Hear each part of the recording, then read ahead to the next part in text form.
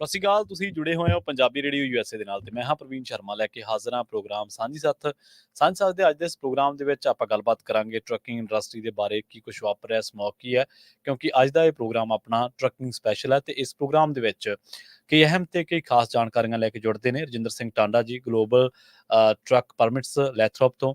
ਰਜਿੰਦਰ ਸਿੰਘ ਟਾਂਡਾ ਜੀ, ਸਤਿ ਸ਼੍ਰੀ ਅਕਾਲ ਬਾਈ ਜੀ, ਸਵਾਗਤ ਹੈ ਤੁਹਾਡਾ। ਸਤਿ ਸ਼੍ਰੀ ਅਕਾਲ ਪ੍ਰਵੀਨ ਜੀ, ਤੁਹਾਡਾ ਔਰ ਤੁਹਾਡੀ ਸਾਰੀ ਪੰਜਾਬੀ ਰੇਡੀਓ ਦੀ ਟੀਮ ਦਾ ਔਰ ਸੁਣ ਰਹੇ ਸਾਰੇ ਦਰਸ਼ਕਾਂ ਦਾ ਮੇਰੇ ਵੱਲੋਂ ਬਹੁਤ ਹੀ ਪਿਆਰ ਔਰ ਅਦਬ ਭਰੀ ਸਤਿ ਸ਼੍ਰੀ ਅਕਾਲ ਜੀ। ਰਜਿੰਦਰ ਸਿੰਘ ਟਾਂਡਾ ਤੇ ਉਹਨਾਂ ਦੀ ਜਿਹੜੀ ਕੰਪਨੀ ਹੈ ਗਲੋਬਲ ਟਰੱਕ ਪਰਮਿਟਸ ਲੈਥਰੋਪ, ਇਹ I-5 ਦੇ ਬਿਲਕੁਲ ਉੱਤੇ ਨੇ ਤੇ ਪਿਛਲੇ 20 ਸਾਲ ਤੋਂ ਟਰੱਕਿੰਗ ਇੰਡਸਟਰੀ ਦੇ ਨਾਲ ਰਿਲੇਟਡ ਬਿਜ਼ਨਸ ਦੇ ਵਿੱਚ ਨੇ ਤੇ ਤੁਸੀਂ ਕਿਸੇ ਵੀ ਤਰ੍ਹਾਂ ਦਾ ਟਰੱਕਿੰਗ ਇੰਡਸਟਰੀ ਦੇ ਨਾਲ ਰਿਲੇਟਡ ਕੋਈ ਵੀ ਤੁਸੀਂ ਸਰਵਿਸ ਲੈਣੀ ਹੈ ਤਾਂ ਤੁਸੀਂ ਇਹਨਾਂ ਦੇ ਨਾਲ ਗੱਲਬਾਤ ਕਰ ਸਕਦੇ ਹੋ। 2096360880 ਇਹਨਾਂ ਦਾ ਨੰਬਰ ਹੈ ਤੇ ਆਪਾਂ ਅੱਜ ਸਮੌਗ ਨੂੰ ਲੈ ਕੇ, ਸਮੌਗ ਦੇ ਬਾਰੇ ਕਈ ਤਰ੍ਹਾਂ ਦੇ ਸਵਾਲ ਨੇ ਸਾਡੇ ਟਰੱਕਰ ਭਰਾਵਾਂ ਦੇ ਮਨਾਂ ਦੇ ਵਿੱਚ ਤੇ ਇਹਦੇ ਨਾਲ ਆਡਿਟਸ ਕਿੰਨੇ ਤਰ੍ਹਾਂ ਦੇ ਹੁੰਦੇ ਨੇ, ਕਿਸ ਤਰੀਕੇ ਦੇ ਨਾਲ ਆਡਿਟ ਹੁੰਦੇ ਨੇ ਤੇ ਕਿਹੜੇ ਹੁੰਦੇ ਨੇ ਤੇ ਉਹਨਾਂ ਦੇ ਮੰਤਵ ਕੀ ਹੈ, ਉਹ ਕਿਉਂ ਹੁੰਦੇ ਨੇ, ਉਹਨਾਂ ਦੀ ਮਹੱਤਤਾ ਕੀ ਹੈ, ਇਹਦੇ ਬਾਰੇ ਆਪਾਂ ਰਜਿੰਦਰ ਸਿੰਘ ਟਾਂਡਾ ਹੋਰਾਂ ਦੇ ਨਾਲ ਗੱਲਬਾਤ ਕਰਾਂਗੇ। ਪਹਿਲਾਂ ਸਮੌਗ ਤੋਂ ਹੀ ਸ਼ੁਰੂ ਕਰ ਲੈਂਦੇ ਹਾਂ ਜੀ। ਕਾਫੀ ਲੋਕਾਂ ਦੇ ਮਨਾਂ ਦੇ ਵਿੱਚ ਤੌਖਲੇ ਨੇ ਸਮੌਗ ਨੂੰ ਲੈ ਕੇ। ਸਮੌਗ ਜਿਹੜੇ ਟੈਸਟ ਨੇ ਇਹ ਸ਼ੁਰੂ ਹੋ ਰਿਹਾ, ਉਹਦੇ ਬਾਰੇ ਹੁਣ ਲੇਟੈਸਟ ਅਪਡੇਟ ਕੀ ਹੈ ਜੀ? ਹਾਂਜੀ ਪ੍ਰਵੀਨ ਜੀ, ਕਿਉਂਕਿ ਜਿਹੜਾ ਸਮੋਕ ਟੈਸਟ ਹੈ ਇਸ ਤੋਂ ਪਹਿਲਾਂ ਕਾਰਾਂ ਜਿਹੜੀਆਂ ਹੈਗੀਆਂ, ਜਿਹੜੇ ਗੈਸ ਇੰਜਨ ਸੀਗੇ, ਉਹਨਾਂ ਦੀਆਂ ਸਮੋਕ ਟੈਸਟ ਬੜੇ ਪੁਰਾਣੇ ਸਮੇਂ ਤੋਂ ਕੈਲੀਫੋਰਨੀਆ ਵਿੱਚ ਹੁੰਦਾ ਸੀ। ਹਾਂਜੀ। ਪਰ ਜਿਹੜੇ ਡੀਜ਼ਲ ਇੰਜਨ ਆ ਉਹਨਾਂ ਦਾ ਸਮੋਕ ਟੈਸਟ ਜਿਹੜਾ ਆ ਉਹ ਹੁਣ ਸ਼ੁਰੂ ਹੋਣ ਜਾ ਰਿਹਾ। ਪਹਿਲਾਂ ਤਾਂ ਇਹ ਹੈਗਾ ਕਿ ਕਿਹੜੇ ਡੀਜ਼ਲ ਇੰਜਨ ਆ ਜਿਨ੍ਹਾਂ ਦਾ ਸਮੋਕ ਟੈਸਟ ਹੋਣਾ ਜੀ। 14,000 ਇੱਕ ਪੌਂਡ ਤੋਂ ਗ੍ਰੋਸ ਵੇਟ ਤੋਂ ਭਾਵ ਵੀ ਜਿਹੜਾ ਵਹੀਕਲ ਦਾ ਆਪਣਾ ਵੇਟ ਔਰ ਉਹਦੇ ਵਿੱਚ ਜਿਹੜਾ ਸਮਾਨ ਪਾਉਣਾ, ਜਿਹੜਾ ਕਾਰਗੋ ਦਾ ਵੇਟ ਆ, ਜਿਹਨੂੰ ਰਲਾ ਕੇ ਅਸੀਂ ਗ੍ਰੋਸ ਵੇਟ ਕਹਿੰਦੇ ਹਾਂ। ਜਿਹੜਾ ਗ੍ਰੋਸ ਵੇਟ 14,000 ਇੱਕ ਪੌਂਡ ਤੋਂ ਉੱਪਰ ਹੈ, ਉਹ ਸਾਰੇ ਡੀਜ਼ਲ ਇੰਜਨ ਟਰੱਕ ਜਿਨ੍ਹਾਂ ਦਾ ਵੇਟ 14,000 ਇੱਕ ਪੌਂਡ ਤੋਂ ਉੱਪਰ ਹੈ, ਉਹ ਸਾਰਿਆਂ ਨੂੰ ਡੀਜ਼ਲ ਜਿਹੜਾ ਸਮੋਕ ਟੈਸਟ ਹੈ ਉਹ ਕੈਲੀਫੋਰਨੀਆ ਰਿਕੁਆਇਰ ਕਰਨ ਜਾ ਰਹੀ ਹੈ। ਠੀਕ ਹੈ ਜੀ। ਔਰ ਮੈਂ ਇਸੇ ਗੱਲ ਜਿਹੜੇ ਦੂਸਰੇ ਜ਼ਰੂਰੀ ਸਮਝਦਾ ਕਿ ਇਹ ਕੇਵਲ ਕੈਲੀਫੋਰਨੀਆ ਦੇ ਟਰੱਕਾਂ ਤੇ ਕਾਨੂੰਨ ਜਿਹੜਾ ਲਾਗੂ ਨਹੀਂ ਹੋ ਰਿਹਾ। ਠੀਕ ਹੈ ਜੀ। ਉਹ ਕੋਈ ਵੀ ਟਰੱਕ ਬੇਸ਼ੱਕ ਉਹ ਕੈਲੀਫੋਰਨੀਆ ਤੋਂ ਬਾਹਰ ਦੀ ਸਟੇਟ ਵਿੱਚ ਹੋਵੇ, ਬੇਸ਼ੱਕ ਉਹ ਇੰਡੀਆਨਾ ਦਾ ਟਰੱਕ ਹੈ ਜਾਂ ਟੈਕਸਸ ਦਾ ਟਰੱਕ ਹੈ ਜਾਂ ਐਰੀਜ਼ੋਨਾ ਦਾ ਟਰੱਕ ਹੈ, ਅਗਰ ਉਹਨੇ ਕੈਲੀਫੋਰਨੀਆ ਦੀਆਂ ਸੜਕਾਂ ਦੇ ਉੱਤੇ ਦੌੜਨਾ ਹੈ ਤਾਂ ਉਹਨੂੰ ਸਮੋਕ ਟੈਸਟ ਜਿਹੜਾ ਆ ਉਹ ਕਰਵਾਉਣਾ ਜ਼ਰੂਰੀ ਹੈ। ਸੋ ਉਹ ਕੋਈ ਵੀ ਡੀਜ਼ਲ ਟਰੱਕ ਜਿਹੜਾ 14,000 ਪੌਂਡ ਤੋਂ ਉੱਪਰ ਜਿਹੜਾ ਗ੍ਰੋਸ ਵੇਟ ਹੈ, ਉਹਨੂੰ ਸਮੋਕ ਟੈਸਟ ਜਿਹੜਾ ਕੈਲੀਫੋਰਨੀਆ ਵਿੱਚ ਆਉਣ ਦੀ ਜੁਲਾਈ 31 ਤੋਂ ਪਹਿਲਾਂ ਕੁਝ ਟਰੱਕ ਜਿਹੜੇ ਆ ਉਹਨਾਂ ਦਾ ਸਮੋਕ ਜਿਹੜਾ ਉਹ ਡਿਊ ਹੋ ਰਿਹਾ। ਜੀ। ਤੇ ਆਪਾਂ ਅਗਲੀ ਗੱਲ ਦੇ ਵੱਲ ਵਧੀਏ ਤੇ ਗੱਲ ਇਸੇ ਤਰ੍ਹਾਂ ਦੀ ਹੈ, ਕਿਉਂਕਿ ਡੀਜ਼ਲ ਟਰੱਕਾਂ ਦੇ ਜਿਹੜੇ ਸਮੋਕ ਟੈਸਟ ਆ ਇਹ ਕਦੋਂ ਸ਼ੁਰੂ ਹੋ ਰਹੇ ਨੇ ਤੇ ਕਿਹੜੇ ਟਰੱਕਾਂ ਦੇ, ਜਿਵੇਂ ਤੁਸੀਂ ਪੌਂਡ ਦਾ ਜ਼ਿਕਰ ਕੀਤਾ 14,000 ਦਾ, ਕੋਈ ਹੋਰ ਵੀ ਕੈਟਾਗਰੀ ਹੈ ਜਿਹਦੇ ਵਿੱਚ ਹੋਣੇ ਇਹ ਸਮੋਕ ਟੈਸਟ? ਨਹੀਂ, 14,000 ਤੋਂ ਲੈ ਕੇ 80,000 ਤੱਕ ਜਿਹੜਾ ਗ੍ਰੋਸ ਵੇਟ ਆ ਉਹ ਹੈਗਾ 80,000 ਤੱਕ। ਜਿਵੇਂ ਕਿਉਂਕਿ 80,000 ਸਾਡੇ ਕੈਲੀਫੋਰਨੀਆ ਵਿੱਚ ਮੈਕਸਿਮਮ ਵੇਟ ਹੈਗਾ ਗ੍ਰੋਸ ਵੇਟ 80,000 ਦਾ, ਉਹ ਵੱਡੇ ਟਰੱਕਾਂ ਦਾ ਹੁੰਦਾ, ਤਾਂ ਉਹ ਸਾਰੇ ਟਰੱਕਾਂ ਦਾ ਹੈਗਾ। ਪਰ ਕੁਐਸਚਨ ਇਹ ਹੈ ਕਿ ਜਿਹੜਾ ਸਵਾਲ ਆਮ ਆਡੀਅנס ਵੱਲੋਂ ਜਾਂ ਟਰੱਕਰ ਵੀਰਾਂ ਵੱਲੋਂ ਕੀਤਾ ਜਾਂਦਾ ਉਹ ਇਹ ਹੁੰਦਾ ਕਿ ਕਦੋਂ ਹੋਣਾ। ਇਹ ਬੜਾ ਇੱਕ ਇੰਪੋਰਟੈਂਟ ਮਸਲਾ ਹੈ ਕਿ ਟੈਸਟ ਹੋਣਾ ਕਦੋਂ। ਤਾਂ ਟੈਸਟ ਜਿਹੜਾ ਪਹਿਲਾ ਟੈਸਟ ਡਿਊ ਹੈ ਉਹ ਬੇਸਿਕਲੀ ਜੁਲਾਈ 31 ਨੂੰ 2024 ਤੋਂ ਟੈਸਟ ਜਿਹੜਾ ਉਹ ਡਿਊ ਹੋਇਆ। ਠੀਕ ਹੈ ਜੀ। ਪਰ ਉਹ ਕਿਹੜੇ ਟਰੱਕਾਂ 2024 ਚ ਹੋਣਾ ਤੇ ਜੁਲਾਈ ਚ ਹੋਣਾ, ਕਿਹਦਾ ਅਗਸਤ ਚ ਹੋਣਾ, ਉਹ ਇੱਕ ਸਵਾਲ ਅਗਲਾ ਰਹਿ ਜਾਂਦਾ। ਸੋ ਉਹਦਾ ਜਵਾਬ ਇਹ ਹੈ ਕਿ ਉਹ ਟਰੱਕ ਜਿਹਨਾਂ ਦੀਆਂ ਰਜਿਸਟ੍ਰੇਸ਼ਨ ਕੈਲੀਫੋਰਨੀਆ ਦੇ ਅੰਦਰ ਜਿਹੜੇ ਰਜਿਸਟਰਡ ਟਰੱਕ ਹੈਗੇ ਆ, ਉਹਨਾਂ ਦੀਆਂ ਜਨਵਰੀ ਔਰ ਜੁਲਾਈ, ਜਿਹਨਾਂ ਦੀਆਂ 2 ਮਹੀਨੇ ਵਿੱਚ ਰਜਿਸਟ੍ਰੇਸ਼ਨ ਐਕਸਪਾਇਰ ਹੋ ਰਹੀਆਂ, ਉਹਨਾਂ ਸਾਰਿਆਂ ਦਾ ਜਿਹੜਾ ਸਮੋਕ ਟੈਸਟ ਹੈ ਉਹ ਜੁਲਾਈ 31 ਨੂੰ ਡਿਊ ਹੈ। ਭਾਵ ਕਿ ਜਿਹੜਾ ਟਰੱਕ 31 ਜੁਲਾਈ ਨੂੰ ਕਿਉਂਕਿ ਇਹਨਾਂ ਨੇ ਇਹਨੂੰ ਰਜਿਸਟ੍ਰੇਸ਼ਨ ਦੇ ਨਾਲ ਜੋੜ ਦਿੱਤਾ ਹੈ। ਜਿਹੜੇ ਟਰੱਕਾਂ ਦੀ ਰਜਿਸਟ੍ਰੇਸ਼ਨ 31 ਜੁਲਾਈ ਨੂੰ ਖਤਮ ਹੋ ਰਹੀ ਹੈ, ਜਿਹਨਾਂ ਦੀ 31 ਜੁਲਾਈ ਨੂੰ ਰਿਨਿਊਅਲ ਡੇਟ ਹੈ, ਉਹਨਾਂ ਦਾ 31 ਜੁਲਾਈ ਤੋਂ ਪਹਿਲਾਂ ਸਮੋਕ ਟੈਸਟ ਜਿਹੜਾ ਹੋਣਾ ਜ਼ਰੂਰੀ ਹੈ। ਪਰ ਕਿਉਂਕਿ ਇਸ ਸਾਲ ਦੇ ਸਾਡੇ ਕੋਲ 6 ਮਹੀਨੇ ਬਚਦੇ ਹਨ, ਜੁਲਾਈ ਤੋਂ ਲੈ ਕੇ ਦਸੰਬਰ ਤੱਕ, ਪਰ ਕਿਉਂਕਿ ਰਜਿਸਟ੍ਰੇਸ਼ਨ ਜਿਹੜੀਆਂ ਉਹ ਤਾਂ 12 ਮਹੀਨੇ ਚ ਐਕਸਪਾਇਰ ਹੁੰਦੀਆਂ, ਕੁਝ ਲੋਕਾਂ ਦੀਆਂ ਜਨਵਰੀ ਚ ਹੋਣਗੀਆਂ, ਫਰਵਰੀ, ਮਾਰਚ 12, ਸੋ ਉਹਨਾਂ ਨੇ ਇਸ ਚੀਜ਼ ਨੂੰ ਕੰਬਾਈਨ ਕੀਤਾ ਹੈ ਕਿ ਜਨਵਰੀ ਔਰ ਜੁਲਾਈ ਭਾਵ ਕਿ 6 ਮਹੀਨੇ ਦਾ ਡਿਫਰੈਂਸ ਜਿਹੜਾ ਉਸ ਵਿੱਚ, ਸੋ ਉਹ ਟਰੱਕ ਜਿਹਨਾਂ ਦੀਆਂ ਜੁਲਾਈ ਵਿੱਚ ਪਲੇਟਾਂ ਐਕਸਪਾਇਰ ਹੁੰਦੀਆਂ ਜਾਂ ਜਨਵਰੀ ਵਿੱਚ ਪਲੇਟਾਂ ਐਕਸਪਾਇਰ ਹੁੰਦੀਆਂ, ਉਹਨਾਂ ਸਾਰਿਆਂ ਦਾ ਜੁਲਾਈ ਵਿੱਚ ਟੈਸਟ ਡਿਊ ਹੋਏਗਾ। ਜਿਹੜੀਆਂ ਪਲੇਟਾਂ ਫਰਵਰੀ ਔਰ ਅਗਸਤ ਵਿੱਚ ਜਿਹੜੀਆਂ ਐਕਸਪਾਇਰ ਹੋ ਰਹੀਆਂ ਹਨ, ਉਹ ਸਾਰੀਆਂ ਦਾ ਅਗਸਤ ਵਿੱਚ ਹੋਏਗਾ। ਜਿਹੜੀਆਂ ਮਾਰਚ ਵਿੱਚ ਐਕਸਪਾਇਰ ਹੋ ਰਹੀਆਂ ਹਨ ਜਾਂ ਸਤੰਬਰ ਵਿੱਚ ਐਕਸਪਾਇਰ ਹੋ ਰਹੀਆਂ ਹਨ, ਉਹਨਾਂ ਦਾ ਸਾਰੀਆਂ ਦਾ ਸਤੰਬਰ ਵਿੱਚ ਹੋਏਗਾ। ਇਸੇ ਤਰ੍ਹਾਂ ਅਪ੍ਰੈਲ ਔਰ ਅਕਤੂਬਰ ਦਾ ਇੱਕ ਕੰਬੀਨੇਸ਼ਨ ਬਣਾਇਆ ਗਿਆ, 2-2 ਮਹੀਨੇ ਦੀਆਂ ਪਲੇਟਾਂ ਜਿਹੜੀਆਂ 2 ਮਹੀਨੇ ਜਿਹੜੀਆਂ ਐਕਸਪਾਇਰ ਪਲੇਟਸ ਹੋ ਰਹੀਆਂ ਇੱਕ ਸਾਲ ਦੇ ਅੰਦਰ, ਉਹਨਾਂ ਦਾ ਟੈਸਟ ਜਿਹੜਾ ਆ ਉਹ 1 ਮਹੀਨੇ ਵਿੱਚ ਹੋਣਾ ਹੈ। ਠੀਕ ਹੈ ਜੀ। ਕਿਉਂਕਿ ਸਾਲ ਦੇ ਵਿੱਚ 2 ਟੈਸਟ ਹੋਣੇ ਆ, ਹਰ 6-6 ਮਹੀਨੇ ਬਾਅਦ ਟੈਸਟ ਹੋਣਾ, ਸੋ ਇਸ ਕਰਕੇ 6-6 ਮਹੀਨੇ ਦਾ ਜਿਹੜਾ ਰਜਿਸਟ੍ਰੇਸ਼ਨ ਦਾ ਡਿਫਰੈਂਸ ਹੈ ਆਪਸ ਵਿੱਚ ਐਕਸਪਾਇਰ ਹੋਣ ਦਾ, ਉਹਨੂੰ ਕੰਬਾਈਨਡ ਕਰਕੇ ਉਹਨਾਂ ਨੇ 1 ਮਹੀਨੇ ਵਿੱਚ ਸਮੂਥ ਟੈਸਟ ਕਰਨਾ। ਸੋ ਜੇਕਰ ਲੇਮੈਨ ਲੈਂਗੁਏਜ ਦੇ ਵਿੱਚ ਆਪਾਂ ਚੇਤੇ ਰੱਖਣਾ ਹੋਵੇ ਤੇ ਉਹ ਟਰੱਕ ਜਿਹੜਾ ਜਨਵਰੀ ਤੇ ਜੁਲਾਈ ਚ ਐਕਸਪਾਇਰ ਹੋ ਰਹੀਆਂ ਪਲੇਟਾਂ, ਉਹਨਾਂ ਸਾਰਿਆਂ ਦਾ ਜੁਲਾਈ ਚ ਡਿਊ ਹੈ। ਜਿਹਨਾਂ ਦਾ ਫਰਵਰੀ ਔਰ ਅਗਸਤ ਵਿੱਚ ਹੋ ਰਹੀਆਂ, ਉਹਨਾਂ ਦਾ ਅਗਸਤ ਵਿੱਚ ਡਿਊ ਹੈ। ਜਿਹੜੀਆਂ ਮਾਰਚ ਵਿੱਚ ਹੋ ਰਹੀਆਂ, ਉਹਨਾਂ ਦਾ ਜਿਹੜੀਆਂ ਮਾਰਚ ਔਰ ਸਤੰਬਰ ਚ ਹੋ ਰਹੀਆਂ, ਉਹਨਾਂ ਦਾ ਮਾਰਚ ਵਿੱਚ ਹੈ। ਇਸੇ ਤਰ੍ਹਾਂ ਹੀ ਅਪ੍ਰੈਲ ਔਰ ਅਗਸਤ ਹੈ, ਇਸੇ ਤਰ੍ਹਾਂ ਮਈ ਔਰ ਨਵੰਬਰ ਹੈ, ਜੂਨ ਔਰ ਦਸੰਬਰ ਹੈ। ਅਗਲੇ ਸਾਲ ਤੋਂ 25 ਤੋਂ ਫਿਰ ਇਸੇ ਤਰ੍ਹਾਂ ਹੀ ਕੰਬੀਨੇਸ਼ਨ ਬਣਨਗੇ ਕਿ ਜਿਹਨਾਂ ਦੀਆਂ 25 ਜਨਵਰੀ ਵਿੱਚ ਪਲੇਟਾਂ ਐਕਸਪਾਇਰ ਹੋਣੀਆਂ ਜਾਂ ਜੁਲਾਈ 2025 ਵਿੱਚ ਐਕਸਪਾਇਰ ਹੋਣੀਆਂ, ਉਹਨਾਂ ਦੋਨਾਂ ਦਾ ਜਨਵਰੀ ਚ ਡਿਊ ਹੋਏਗਾ। ਇਸੇ ਤਰ੍ਹਾਂ ਜਿਹੜੀਆਂ ਫਰਵਰੀ ਔਰ ਅਗਸਤ ਵਾਲੀਆਂ, ਉਹਨਾਂ ਦਾ ਫਰਵਰੀ ਚ ਡਿਊ ਹੋਏਗਾ। ਸੋ ਜੂਨ ਤੱਕ ਸਾਰੇ 12 ਮਹੀਨੇ ਦੀਆਂ ਪਲੇਟਾਂ ਵਾਲਿਆਂ ਦਾ ਪਹਿਲੇ 6 ਮਹੀਨੇ ਚ ਹੋਏਗਾ, ਫਿਰ ਇੱਕ ਵਾਰੀ ਦੂਜੇ 6 ਮਹੀਨੇ ਚ ਹੋਏਗਾ। ਇਹ ਸਿਲਸਿਲਾ ਜਿਹੜਾ ਆ 2025 ਵਿੱਚ ਵੀ ਚੱਲੇਗਾ, 2 ਵਾਰ ਹੋਣ ਦਾ 26 ਵਿੱਚ ਵੀ ਚੱਲੇਗਾ। 2027 ਤੋਂ ਇਹ ਸਿਲਸਿਲਾ ਜਿਹੜਾ ਆ ਉਹ ਕੁਆਟਰਲੀ ਸ਼ੁਰੂ ਹੋ ਰਿਹਾ, ਭਾਵ ਕਿ ਹਰ 3 ਮਹੀਨੇ ਬਾਅਦ ਹੁੰਦਾ। ਉਹਦੀਆਂ ਡੇਟਾ ਨੂੰ ਕਿਵੇਂ ਡਿਸਾਈਡ ਕੀਤਾ ਜਾਂਦਾ, ਉਹਦੇ ਪੈਕੇਜ ਕਿਵੇਂ ਬਣਾਏ ਜਾਂਦੇ ਆ, ਕਿਹੜੇ 4 ਮਹੀਨੇ ਜਿਹੜੇ ਆ ਉਹ ਜਨਵਰੀ ਕੀਤੇ ਜਾਂਦੇ ਆ, ਕਿਹੜੇ ਫਰਵਰੀ ਜਾਂ ਕਿਹੜੇ ਮਾਰਚ ਵਿੱਚ ਕਰਕੇ ਉਹਨਾਂ ਨੂੰ ਰਿਪੀਟ ਕੀਤੇ ਜਾਂਦਾ, ਇਹਦਾ ਜਿਹੜਾ ਆ ਉਹਨੇ ਡਿਪਾਰਟਮੈਂਟ ਆਫ ਜਿਹੜਾ ARB ਜਿਹੜਾ ਪੋਲਿਊਸ਼ਨ ਡਿਪਾਰਟਮੈਂਟ ਹੈਗਾ ਕੈਲੀਫੋਰਨੀਆ ਦਾ, ਉਹਨਾਂ ਨੇ ਇਹਦੇ ਬਾਰੇ ਖੁਲਾਸਾ ਨਹੀਂ ਕੀਤਾ। ਸੋ 27 ਤੋਂ ਬਾਅਦ ਜਦੋਂ 4 ਵਾਰੀ ਮਹੀਨੇ ਦਾ ਟੈਸਟ ਹੋਣਾ ਤਾਂ ਫਿਰ ਉਦੋਂ ਪਤਾ ਲੱਗੇਗਾ। ਪਰ 24 ਦੇ 6 ਮਹੀਨੇ, 25 ਦੇ 12 ਟੈਸਟ ਟੋਟਲ ਹੋਣੇ ਹਨ। ਇਸ ਸਾਲ ਇੱਕ ਵਾਰੀ ਹੋਏਗਾ, ਅਗਲੇ ਸਾਲਾਂ ਤੋਂ 25 ਔਰ 26 ਜਿਹੜਾ ਟੈਸਟ ਆ ਉਹ 2-2 ਵਾਰ ਹੋਏਗਾ ਔਰ 2-2 ਮਹੀਨੇ ਦੇ ਕੰਬੀਨੇਸ਼ਨ ਦੇ ਵਿੱਚ ਜਿਹੜਾ ਉਹ ਸਮੂਥ ਟੈਸਟ ਹੋਏਗਾ। ਹਾਂ, ਉਹਦੇ ਚ ਇੱਕ ਗੱਲ ਹੈ ਜੀ ਮੈਂ ਐਡ ਕਰਨੀ ਚਾਹੁੰਦਾ ਕਿ ਜਿਹੜੀ ਤੁਹਾਡੀ ਡਿਊ ਡੇਟ ਹੈ, ਭਾਵ ਕਿ ਤੁਹਾਡੀਆਂ ਪਲੇਟਾਂ 31 ਅਗਸਤ ਨੂੰ ਐਕਸਪਾਇਰ ਹੋ ਰਹੀਆਂ ਜਾਂ ਫਰਵਰੀ ਚ ਐਕਸਪਾਇਰ ਹੋ ਰਹੀਆਂ, ਤੁਹਾਡਾ ਅਗਸਤ ਵਿੱਚ ਡਿਊ ਹੈ, ਤੇ ਤੁਹਾਡੇ ਕੋਲ 90 ਦਿਨ ਪਹਿਲਾਂ ਤੱਕ ਟਾਈਮ ਹੈ। ਠੀਕ ਹੈ ਜੀ। 90 ਦਿਨ ਪਹਿਲਾਂ ਤੁਸੀਂ ਅਗਰ ਕਰਾਉਣੇ, ਅਗਰ 91 ਦਿਨ ਪਹਿਲਾਂ ਕਰਾਉਣੇ ਆ, ਉਹ ਨਹੀਂ ਮਿੱਥਿਆ ਜਾਣਾ, ਉਹ ਤੁਹਾਡਾ ਟੈਸਟ ਜਿਹੜਾ ਉਹ ਟੈਸਟ ਨਹੀਂ ਮਿਲਿਆ ਜਾਣਾ। ਪਰ ਜੇਕਰ ਤੁਹਾਡੇ 31 ਅਗਸਤ ਨੂੰ ਪਲੇਟਾਂ ਐਕਸਪਾਇਰ ਹੋ ਰਹੀਆਂ ਹਨ, ਤੁਹਾਡਾ 31 ਨੂੰ ਟੈਸਟ ਡਿਊ ਹੈ, ਤੇ ਤੁਸੀਂ ਜੂਨ ਪਹਿਲੀ ਤੋਂ ਲੈ ਕੇ ਜੂਨ, ਜੁਲਾਈ ਔਰ ਅਗਸਤ ਇਹ 3 ਮਹੀਨੇ ਦੇ ਵਿੱਚ ਅਗਰ ਤੁਸੀਂ 90 ਦਿਨ ਤੱਕ ਜਿਹੜਾ ਟੈਸਟ ਕਰਵਾਉਂਦੇ ਹੋ, ਤੇ ਤੁਹਾਡਾ ਉਹ 31 ਅਗਸਤ ਵਾਲਾ ਜਿਹੜਾ ਉਹਨੂੰ ਕੰਸੀਡਰ ਕੀਤਾ ਜਾਏਗਾ। ਜੀ ਜੀ। ਕੀ ਇਹ ਹਰ ਡੀਜ਼ਲ ਟਰੱਕ ਦਾ ਹੋਣਾ ਜੀ ਸਮੋਕ ਟੈਸਟ? ਹਾਂਜੀ, ਕੋਈ ਵੀ ਉਹ ਟਰੱਕ ਜਿਹੜਾ 14,001 ਪੌਂਡ ਦੇ ਗ੍ਰੋਸ weight ਤੋਂ ਉੱਪਰ ਡੀਜ਼ਲ ਟਰੱਕ ਹੈ, ਕਮਰਸ਼ੀਅਲ ਹੈ, ਉਹ ਸਾਰਿਆਂ ਦਾ ਜਿਹੜਾ ਸਮੋਕ ਟੈਸਟ ਹੈ ਉਹ ਹੋਣਾ, ਚਾਹੇ ਉਹ ਫਾਰ ਹਾਇਰ ਚੱਲਦਾ ਜਾਂ ਉਹ ਪ੍ਰਾਈਵੇਟ ਯੂਜ਼ ਲਈ ਯੂਜ਼ ਹੋ ਰਿਹਾ।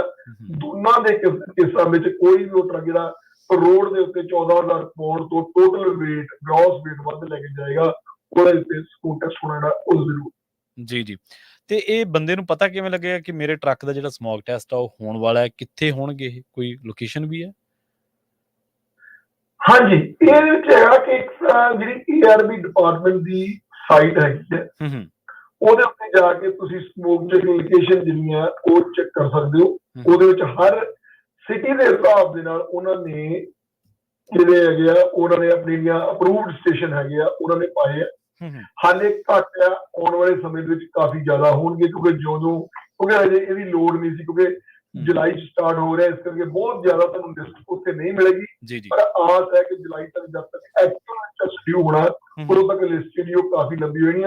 ਉਹਨਾਂ ਨੇ ਸਿਟੀ ਵਾਈਜ਼ ਔਰ ਕਾਉਂਟੀ ਵਾਈਜ਼ ਜਿਹੜੀਆਂ ਉੱਥੇ ਲਿਸਟ ਪਾਈਆਂ, ਤੁਸੀਂ ਆਪਣੀ ਕਾਉਂਟੀ ਯੂਜ਼ ਕਰਕੇ ਜਾਂ ਜਿਹੜੇ ਵੀ ਤੁਸੀਂ ਸਿਟੀ 'ਚ ਖੜੇ ਹੋ ਤੁਸੀਂ ਉਸ ਸਿਟੀ ਦੇ ਵਿੱਚ ਜਾ ਕੇ ਉਹਨੂੰ ਉਹਦੇ ਜਿਹੜੇ ਹੈਗੇ ਆਪਣੇ ਜੋ 10-15 ਨੰਬਰ ਤੁਹਾਨੂੰ ਬਕਾਇਦਾ ਉਹਨਾਂ ਦੇ ਨਾਂ, ਉਹਨਾਂ ਦੇ ਐਡਰੈਸ ਤੇ ਫੋਨ ਨੰਬਰ ਜਿਹੜੇ ਆ ਉਹ ਡਿਪਾਰਟਮੈਂਟ ਆਫ ARB.ca.gov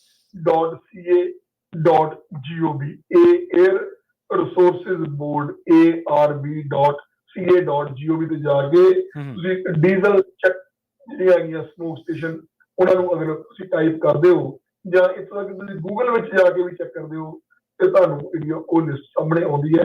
ਔਰ ਬੜੀ ਈਜ਼ੀਲੀ ਜਿਹੜੇ ਅਪਰੂਵਡ ਵੈਂਡਰ ਹੈਗੇ ਆ ਸਿਰਫ ਤੇ ਸਿਰਫ ਉਹਨਾਂ ਦੇ ਕੋਲੋਂ ਹੀ ਤੁਸੀਂ ਟੈਸਟ ਕਰਵਾ ਸਕਦੇ ਹੋ ਔਰ ਬਾਕੀਆਂ ਦੇ ਕੋਲ ਜਿਹੜੇ ਉਹ ਟੈਸਟ ਵੈਲਿਡ ਨਹੀਂ ਹੁੰਦਾ। ਜੀ ਤੇ ਇਹਦੇ ਲਈ ਇਹ ਹੈ ਕਿ ਤੁਸੀਂ ਆਪਣਾ ਜਿਵੇਂ ਤੁਸੀਂ ਪਹਿਲਾਂ ਜ਼ਿਕਰ ਕੀਤਾ ਕਿ ਜਿਹੜੇ ਆਸ ਤਰੀਕ ਨੂੰ ਐਕਸਪਾਇਰ ਹੋ ਰਹੇ ਨੇ ਉਹਨਾਂ ਦਾ ਇੱਥੋਂ ਇੰਨੇ ਦਿਨ ਪਹਿਲਾਂ ਕਰਾਉਣਾ ਜ਼ਰੂਰੀ ਹੈ ਤੇ ਵੱਖ-ਵੱਖ ਤੁਸੀਂ ਦੱਸਿਆ ਸੀਗਾ। ਤੇ ਹੁਣ ਆਪਾਂ ਆਡਿਟ ਵੱਲ ਚੱਲੀਏ, ਪਰ ਆਡਿਟ ਵੱਲ ਜਾਣ ਤੋਂ ਪਹਿਲਾਂ ਆਪਾਂ ਦੱਸਦੇ ਚੱਲੀਏ ਕਿ ਆਪਣੇ ਨਾਲ ਅੱਜ ਦੇ ਇਸ ਟਰੱਕਿੰਗ ਸਪੈਸ਼ਲ ਪ੍ਰੋਗਰਾਮ ਦੇ ਵਿੱਚ ਜੁੜੇ ਨੇ ਰਜਿੰਦਰ ਸਿੰਘ ਟਾਂਡਾ ਜੀ। ਹਰ ਪ੍ਰੋਗਰਾਮ ਦੇ ਵਿੱਚ ਟਰੱਕਿੰਗ ਸਪੈਸ਼ਲ ਜਿਹੜਾ 3 ਤੋਂ 4 ਲੈ ਕੇ ਆਈਦਾ ਸਾਂਝੀ 7 ਸੈਗਮੈਂਟ ਦੇ ਵਿੱਚ ਇਹ ਜੁੜਦੇ ਨੇ ਤੇ ਇਹ ਗਲੋਬਲ ਟਰੱਕ ਪਰਮਿਟਸ ਲੈਥਰੋਪ ਤੋਂ ਆਪਣੇ ਨਾਲ ਜੁੜਦੇ ਨੇ ਜਿਹੜੇ ਕਿ I-5 ਉੱਤੇ ਸਥਿਤ ਨੇ ਤੇ ਇਹਨਾਂ ਦੇ ਨਾਲ ਤੁਸੀਂ ਟਰੱਕਿੰਗ ਇੰਡਸਟਰੀ ਦੇ ਬਾਬਤ ਕੋਈ ਵੀ ਤੁਹਾਡਾ ਕੋਈ ਡਾਕੂਮੈਂਟੇਸ਼ਨ ਦਾ ਕੰਮ ਹੈ ਜਾਂ ਕਿਸੇ ਵੀ ਤਰੀਕੇ ਦਾ ਕੰਮ ਹੈ ਤਾਂ ਤੁਸੀਂ ਇਹਨਾਂ ਦੇ ਨਾਲ 209636 ਦੇ ਉੱਤੇ ਤੇ 0880 ਦੇ ਉੱਤੇ ਇਹਨਾਂ ਦੇ ਨਾਲ ਤੁਸੀਂ ਰਾਬਤਾ ਕਾਇਮ ਕਰਕੇ ਇਹਨਾਂ ਦੀਆਂ ਸੇਵਾਵਾਂ ਦਾ ਲਾਭ ਜਿਹੜਾ ਉਹ ਉਠਾ ਸਕਦੇ ਹੋ। ਸਮੌਗ ਤੋਂ ਬਾਅਦ ਆਪਾਂ ਆਡਿਟਸ ਦੇ ਵੱਲ ਵਧੀਏ। ਜਿਹੜੇ ਆਡਿਟ ਹੁੰਦੇ ਨੇ ਟਾਂਡਾ ਸਾਹਿਬ ਇਹ ਕਿੰਨੇ ਪ੍ਰਕਾਰ ਦੇ ਹੁੰਦੇ ਆ? ਪ੍ਰਵੀਨ ਜੀ, ਇੱਕ ਟਰੱਕਰ ਜਿਹੜਾ ਹੈਗਾ ਉਹਨੂੰ ਆਪਣੇ ਵੈਸੇ ਤਾਂ ਇੱਥੇ ਇੰਨੇ ਪ੍ਰਕਾਰ ਦੇ ਆਡਿਟ ਹੁੰਦੇ ਅਮਰੀਕਾ ਦੇ ਵਿੱਚ ਅਸੀਂ ਸੋਚਣਾ ਵੀ ਸਾਡੇ ਲਈ ਔਖਾ ਹੋ ਜਾਂਦਾ, ਪਰ ਮੋਟੇ ਰੂਪ ਵਿੱਚ ਜਿਹੜਾ ਟਰੱਕਰ ਹੈ ਉਹਨੂੰ ਮੋਟੇ ਰੂਪ ਵਿੱਚ 5 ਤੋਂ ਲੈ ਕੇ 6 ਜਿਹੜੇ ਆਡਿਟ ਹੈ ਉਹਨਾਂ ਦਾ ਸਾਹਮਣਾ ਅਕਸਰ ਕਰਨਾ ਪੈਂਦਾ। ਠੀਕ ਹੈ ਜੀ। ਪਰ ਜਿਨ੍ਹਾਂ ਵਿੱਚੋਂ 3 ਆਡਿਟ ਜਿਹੜੇ ਆ ਉਹ ਤਾਂ ਮੈਂਡੇਟਰੀ ਹੈ, ਉਹ ਤਾਂ ਤੁਹਾਨੂੰ ਆਉਣੇ ਹੀ ਆਉਣੇ ਹੁੰਦੇ ਆ।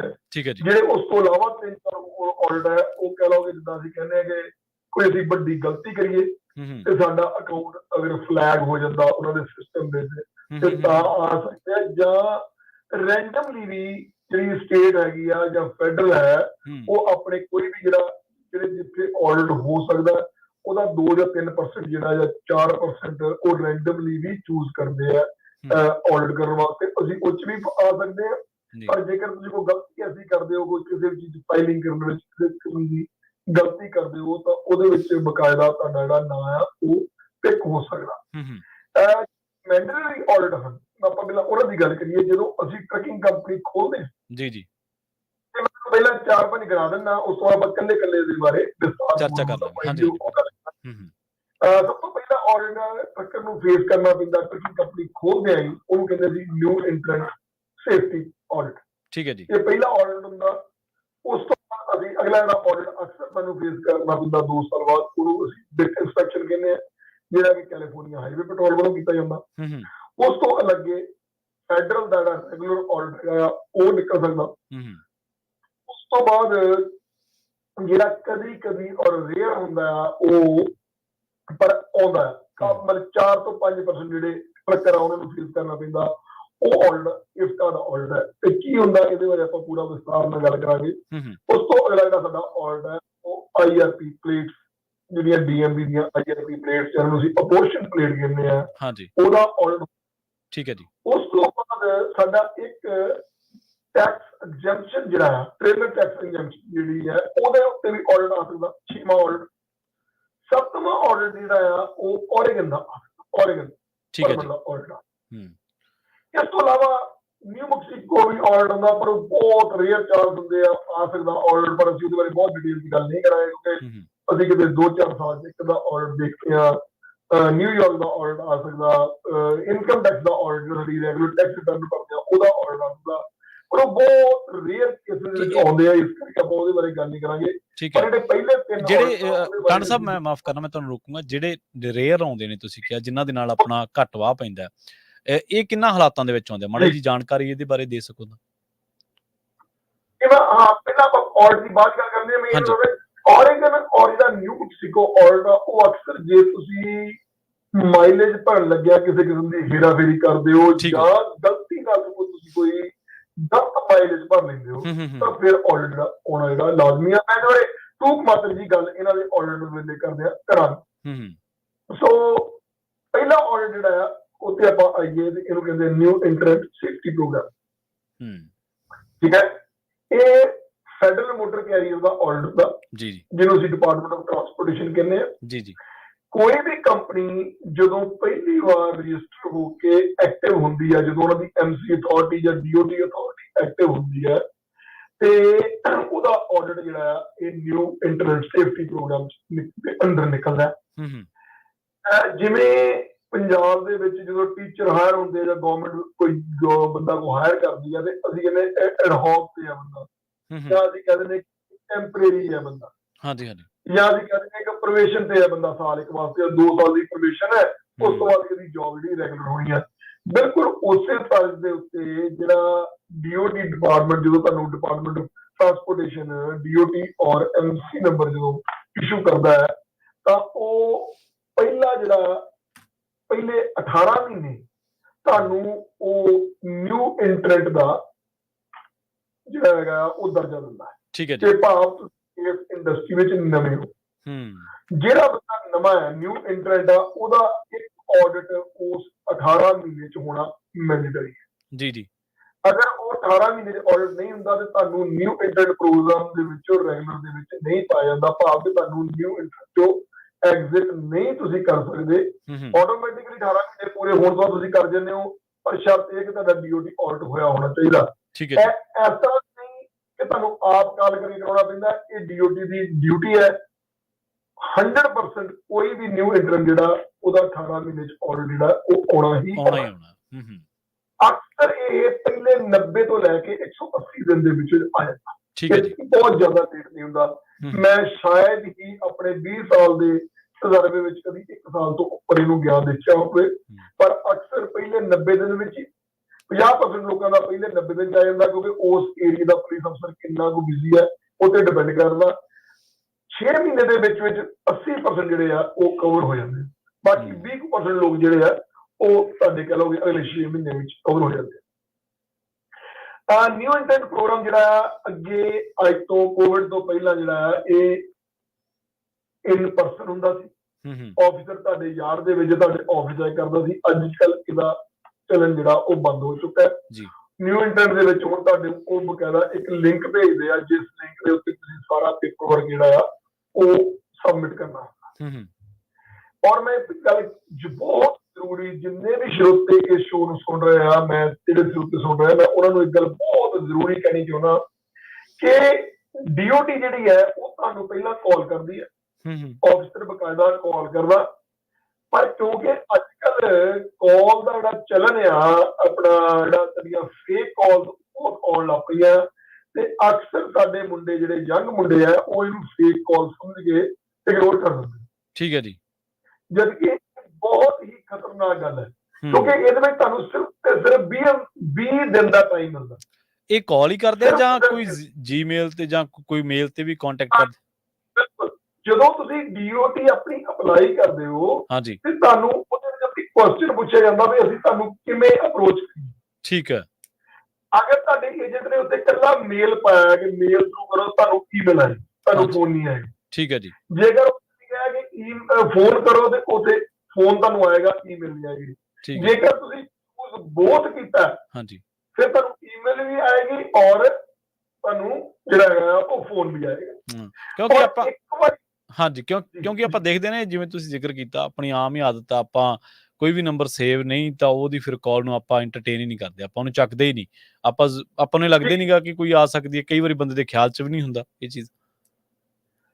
ਇਹ ਦੇਖੋ ਇਸੇ ਕਰਕੇ ਅਸੀਂ ਬਹੁਤ ਜ਼ਿਆਦਾ ਰੌਲਾ ਪਾਈਦਾ, ਅਕਸਰ ਅਸੀਂ ਇਹਨਾਂ ਬਾਰੇ ਵੀਡੀਓ ਬਣਾ ਕੇ ਸੋਸ਼ਲ ਮੀਡੀਆ ਤੇ ਪਾਈਦੀਆਂ, ਫੇਸਬੁੱਕ ਤੇ ਆਪਣੇ ਆਪ ਨੂੰ ਚਲੋ ਇਹਦਾ ਕਰੀਦਾ। ਔਰ ਈਵਨ ਜਿਹੜਾ ਕਸਟਮਰ ਹੈਗਾ ਜਦੋਂ ਉਹ ਡੀਓਟੀ ਅਪਲਾਈ ਕਰਦਾ, ਅਸੀਂ ਬਕਾਇਦਾ ਰਾਈਟਿੰਗ ਪੰਜਾਬੀ ਔਰ ਇੰਗਲਿਸ਼ ਲਿਖ ਕੇ ਭੇਜਦਾ ਕਿ ਭਾਈ ਤੈਨੂੰ ਇਸ ਤਰ੍ਹਾਂ ਕਾਲ ਆਉਣੀ ਆ, ਉਸ ਕਾਲ ਨੂੰ ਇਗਨੋਰ ਨਾ ਕਰੋ। ਉਸ ਤੋਂ ਬਾਅਦ ਈਮੇਲ ਆਉਂਦੀ ਆ, ਈਮੇਲ ਦੇ ਵਿੱਚ ਤੁਹਾਨੂੰ ਲਿੰਕ ਆਉਣਾ, 20 ਦਿਨ ਦਾ ਟਾਈਮ ਤੁਹਾਨੂੰ ਦੇ ਦਿੰਦਾ। ਅਗਰ 20 ਦਿਨ ਦੇ ਵਿੱਚ ਤੁਸੀਂ ਉਹ ਪੇਪਰ ਵਰਕ ਜਿਹੜਾ ਅਪਲੋਡ ਨਹੀਂ ਕਰਦੇ ਤਾਂ ਉਸ ਤੋਂ ਦੇ ਬਾਅਦ ਤੁਹਾਨੂੰ 10 ਦਿਨ ਦੀ ਐਕਸਟੈਂਸ਼ਨ ਅਗਰ ਤੁਸੀਂ ਉਹ 10 ਦਿਨ ਦੇ ਵਿੱਚ ਵੀ ਕੰਟੈਕਟ ਨਹੀਂ ਕਰਦੇ ਤਾਂ ਜੀ ਤੁਹਾਡੀ DOT ਜਿਹੜੀ ਹੈ ਉਹਨੂੰ ਇਨਐਕਟਿਵ ਕਰਤਾ ਜਾਂਦਾ ਆ 30 ਦਿਨ ਬਾਅਦ। ਠੀਕ ਹੈ ਤੇ ਇਹ ਭਾਵ ਕਿ 30 ਦਿਨ ਬਾਅਦ ਇੱਕ ਟਰੱਕ ਜਿਹੜਾ ਆ ਉਹ ਰੋਡ ਤੇ ਨਹੀਂ ਪਾਉਂਦਾ। ਠੀਕ ਹੈ ਜੇ ਉਹਦਾ ਇਨਐਕਟਿਵ ਹੋ ਗਈ ਫਿਰ ਇਹ ਐਕਟਿਵ ਕਿਵੇਂ ਹੋਊ? ਹਾਂਜੀ, ਉਸ ਤੋਂ ਬਾਅਦ 30 ਦਿਨ ਤੋਂ ਬਾਅਦ 31ਵੇਂ ਦਿਨ ਜਾ ਕੇ ਤੁਸੀਂ ਦੁਬਾਰਾ ਉਹਨਾਂ ਨੂੰ ਇੱਕ ਰਿਕੁਐਸਟ ਹੁੰਦੀ, ਉਹਨੂੰ ਅਸੀਂ MCU 150 ਫਾਰਮ ਕਹਿੰਦੇ ਆ, ਠੀਕ ਹੈ। ਉਹ ਆਨਲਾਈਨ ਵੀ ਭਰਿਆ ਜਾਂਦਾ, ਹੂੰ ਹੂੰ ਆਫਲਾਈਨ ਵੀ ਭਰਿਆ ਜਾਂਦਾ। ਉਸ ਤੋਂ ਬਾਅਦ 30 ਦਿਨ ਬਾਅਦ ਦੁਬਾਰਾ, ਪਰ ਇਹਦਾ ਨੁਕਸਾਨ ਦੇਖੋ ਕੀ ਹੁੰਦਾ ਹੂੰ ਕਿ ਇੱਕ ਤਾਂ 1 ਮਹੀਨਾ ਤੁਸੀਂ ਟਰੱਕ ਨਹੀਂ ਚਲਾ ਸਕਦੇ। ਹਾਂਜੀ ਹਾਂਜੀ ਬਿਲਕੁਲ। ਦੂਸਰਾ, ਤੁਹਾਨੂੰ 1 ਮਹੀਨੇ ਦੀ ਟਰੱਕ ਦੀ ਇੰਸ਼ੋਰੈਂਸ ਬਕਾਇਦਾ ਦੇਣੀ ਪਏਗੀ, ਤੁਹਾਨੂੰ ਪੇਮੈਂਟਾਂ ਦੇਣੀਆਂ ਪੈਣਗੀਆਂ, ਤੁਹਾਨੂੰ ਆਲਮੋਸਟ ਇਹ ਜਿਹੜਾ ਸਿਲਸਿਲਾ ਆ ਕਰੀਬ $10,000 ਹੂੰ ਤੇ ਉਸ ਤੋਂ ਬਾਅਦ ਜਿਹੜੀਆਂ ਪਲੇਟਾਂ ਆ ਉਹ ਵੀ ਉਹਨਾਂ ਦੇ VLT ਸਟਾਕ ਲੱਗ ਜਾਂਦਾ, ਉਹਦੀ ਤੁਹਾਨੂੰ DMV ਨੂੰ ਬਕਾਇਦਾ ਮੁੜ ਕੇ ਫੀਸ ਪੇ ਕਰਕੇ ਹੂੰ ਉਹ ਤੁਹਾਨੂੰ ਕਰਾਉਣਾ ਪੈਂਦਾ, ਕਿਉਂਕਿ ਜਦੋਂ ਤੁਹਾਡੀ DOT ਇਨਐਕਟਿਵ ਹੁੰਦੀ ਹੈ ਤੇ ਉਸ DOT ਦੇ ਨਾਲ ਜਿੰਨੇ ਵੀ ਟਰੱਕ ਜਿਹੜੇ ਉਹਦੇ ਅੰਡਰ ਚੱਲ ਰਹੇ ਆ ਹਾਂਜੀ ਉਹ ਸਾਰਿਆਂ ਦੇ ਲੌਕ ਹੋ ਜਾਂਦੇ। ਜੀ ਠੀਕ ਹੈ। ਠੀਕ ਸੋ ਨਿਊ ਇੰਟਰਨੈਟ ਪ੍ਰੋਗਰਾਮ ਦੇ ਵਿੱਚ ਤੁਹਾਡੇ ਕੋਲ ਅਕਸਰ ਜੇ ਤੁਹਾਡੇ ਮਲਟੀਪਲ ਡਰਾਈਵਰ ਜਾਂ ਮਲਟੀਪਲ ਵਹੀਕਲ ਹੈਗੇ ਆ, ਹਾਂਜੀ ਉਹਦੇ ਵਿੱਚ ਇੱਕ ਹੀ ਡਰਾਈਵਰ ਦਾ ਰਿਕਾਰਡ ਬਣਾਇਆ ਜਾਂਦਾ। ਹੂੰ ਜ਼ਿਆਦਾ ਡਰਾਈਵਰ ਦਾ ਰਿਕਾਰਡ ਨਹੀਂ ਮੰਗਦਾ, ਬਹੁਤ ਹੀ ਇੱਕ ਟ੍ਰੇਨਿੰਗ ਨੁਮਾ ਇੱਕ ਆਡਿਟ ਹੁੰਦਾ ਜਿਹਦੇ ਵਿੱਚ ਉਹਨਾਂ ਨੇ ਬਹੁਤ ਛੋਟਾ ਜਿਹਾ ਤੁਹਾਨੂੰ ਇੱਕ ਟੱਚ ਕਰਨਾ ਹੁੰਦਾ ਕਿ ਤੁਹਾਨੂੰ ਕਿੰਨੀ ਕੁ ਨੌਲੇਜ ਹੈ, ਤੁਸੀਂ ਕਿਵੇਂ ਪੇਪਰ ਵਰਕ ਸੰਭਾਲਦੇ ਹੋ। ਹਾਂਜੀ ਉਹਦੇ ਵਿੱਚ ਅਕਸਰ ਡਰਾਈਵਰ ਦਾ ਹੀ, ਜੇ ਤੁਹਾਡੇ ਕੋਲ ਮੰਨ ਲਓ 5 ਡਰਾਈਵਰ ਹਨ ਤੇ ਤੁਹਾਨੂੰ ਇੱਕ ਡਰਾਈਵਰ ਦਾ ਹੀ ਉਹਦੀ ਜੋ ਵੀ ਉਹਦੇ ਡਾਕੂਮੈਂਟਸ ਹੈਗੇ ਆ, ਚਾਹੇ ਲਾਇਸੈਂਸ ਦੀ ਕਾਪੀ ਹੈ, ਚਾਹੇ ਮੈਡੀਕਲ ਕਾਰਡ ਦੀ ਕਾਪੀ ਹੈ, ਇੱਕ ਟਰੱਕ ਦਾ ਹੀ 1 ਮਹੀਨੇ ਦਾ ਜਿਹੜਾ ਆ ਉਹ ਲੌਗ ਬੁੱਕ ਮੰਗੀ ਜਾਂਦੀ ਹੈ, ਇੱਕ ਟਰੱਕ ਦੀ ਹੀ ਤੁਹਾਡੇ ਕੋਲ ਮੇਨਟੇਨੈਂਸ ਰੈਕਡ ਮੰਗੀ ਜਾਂਦਾ। ਸੋ ਬਹੁਤ ਲੰਬਾ ਚੌੜਾ ਆਡਿਟ ਨਹੀਂ ਹੁੰਦਾ ਹੈ, ਬਹੁਤ ਸੌਖਾ ਜਿਹਾ ਆਡਿਟ ਹੁੰਦਾ, ਪਰ ਤੁਹਾਡੀਆਂ ਫਾਰਮੈਲਿਟੀਆਂ ਜਿਹੜੀਆਂ ਆ ਉਹ ਇੱਕ ਟਰੱਕ ਦੇ ਉੱਤੇ ਔਰ ਇੱਕ ਵਹੀਕਲ ਦੇ ਉੱਤੇ ਜਾਂ ਇੱਕ ਤੁਹਾਡੇ ਡਰਾਈਵਰ ਦੇ ਉੱਤੇ ਜਿੰਨੀਆਂ ਸਾਰੀਆਂ ਫਾਰਮੈਲਿਟੀਆਂ ਕੰਪਲੀਟ ਹੋਣੀਆਂ, ਚਾਹੇ ਉਹਦੀ ਐਪਲੀਕੇਸ਼ਨ ਹੈ, ਚਾਹੇ ਉਹਦਾ ਕਲੀਅਰਿੰਗ ਹਾਊਸ ਹੈ, ਚਾਹੇ ਉਹਦਾ ਡਰਗ ਟੈਸਟ ਆ, ਉਹ ਸਾਰਾ ਕੁਝ ਪ੍ਰੋਪਰ ਹੋਇਆ ਹੋਣਾ ਚਾਹੀਦਾ। ਸੋ ਨਿਊ ਇੰਟਰਨੈਟ ਪ੍ਰੋਗਰਾਮ ਜਿਹੜਾ ਆ ਉਹ ਬੜਾ ਹੀ ਇੰਪੋਰਟੈਂਟ ਹੈ। ਸਭ ਤੋਂ ਵੱਡੀ ਗੱਲ ਇਹ ਹੈ ਕਿ ਉਹਦੇ ਵਿੱਚ ਟਾਈਮ ਬਹੁਤ ਥੋੜਾ ਹੁੰਦਾ। ਜੇ ਤੁਸੀਂ ਇੱਕ ਵੀਕ ਵੀ ਆਪਣਾ ਖਰਾਬ ਕਰ ਲੈਂਦੇ ਹੋ ਤੇ ਉਹਦੇ ਵਿੱਚ ਤੁਹਾਨੂੰ ਬਹੁਤ ਜ਼ਿਆਦਾ ਖਤਰਾ ਹੋ ਜਾਂਦਾ ਕਿ ਤੁਹਾਡੀ ਡਿਊਟੀ ਜਿਹੜੀ ਆ ਉਹ 3 ਦਿਨ ਵਾਸਤੇ ਤੁਹਾਡੀ ਇਨਐਕਟਿਵ ਹੋ ਜਾਏ।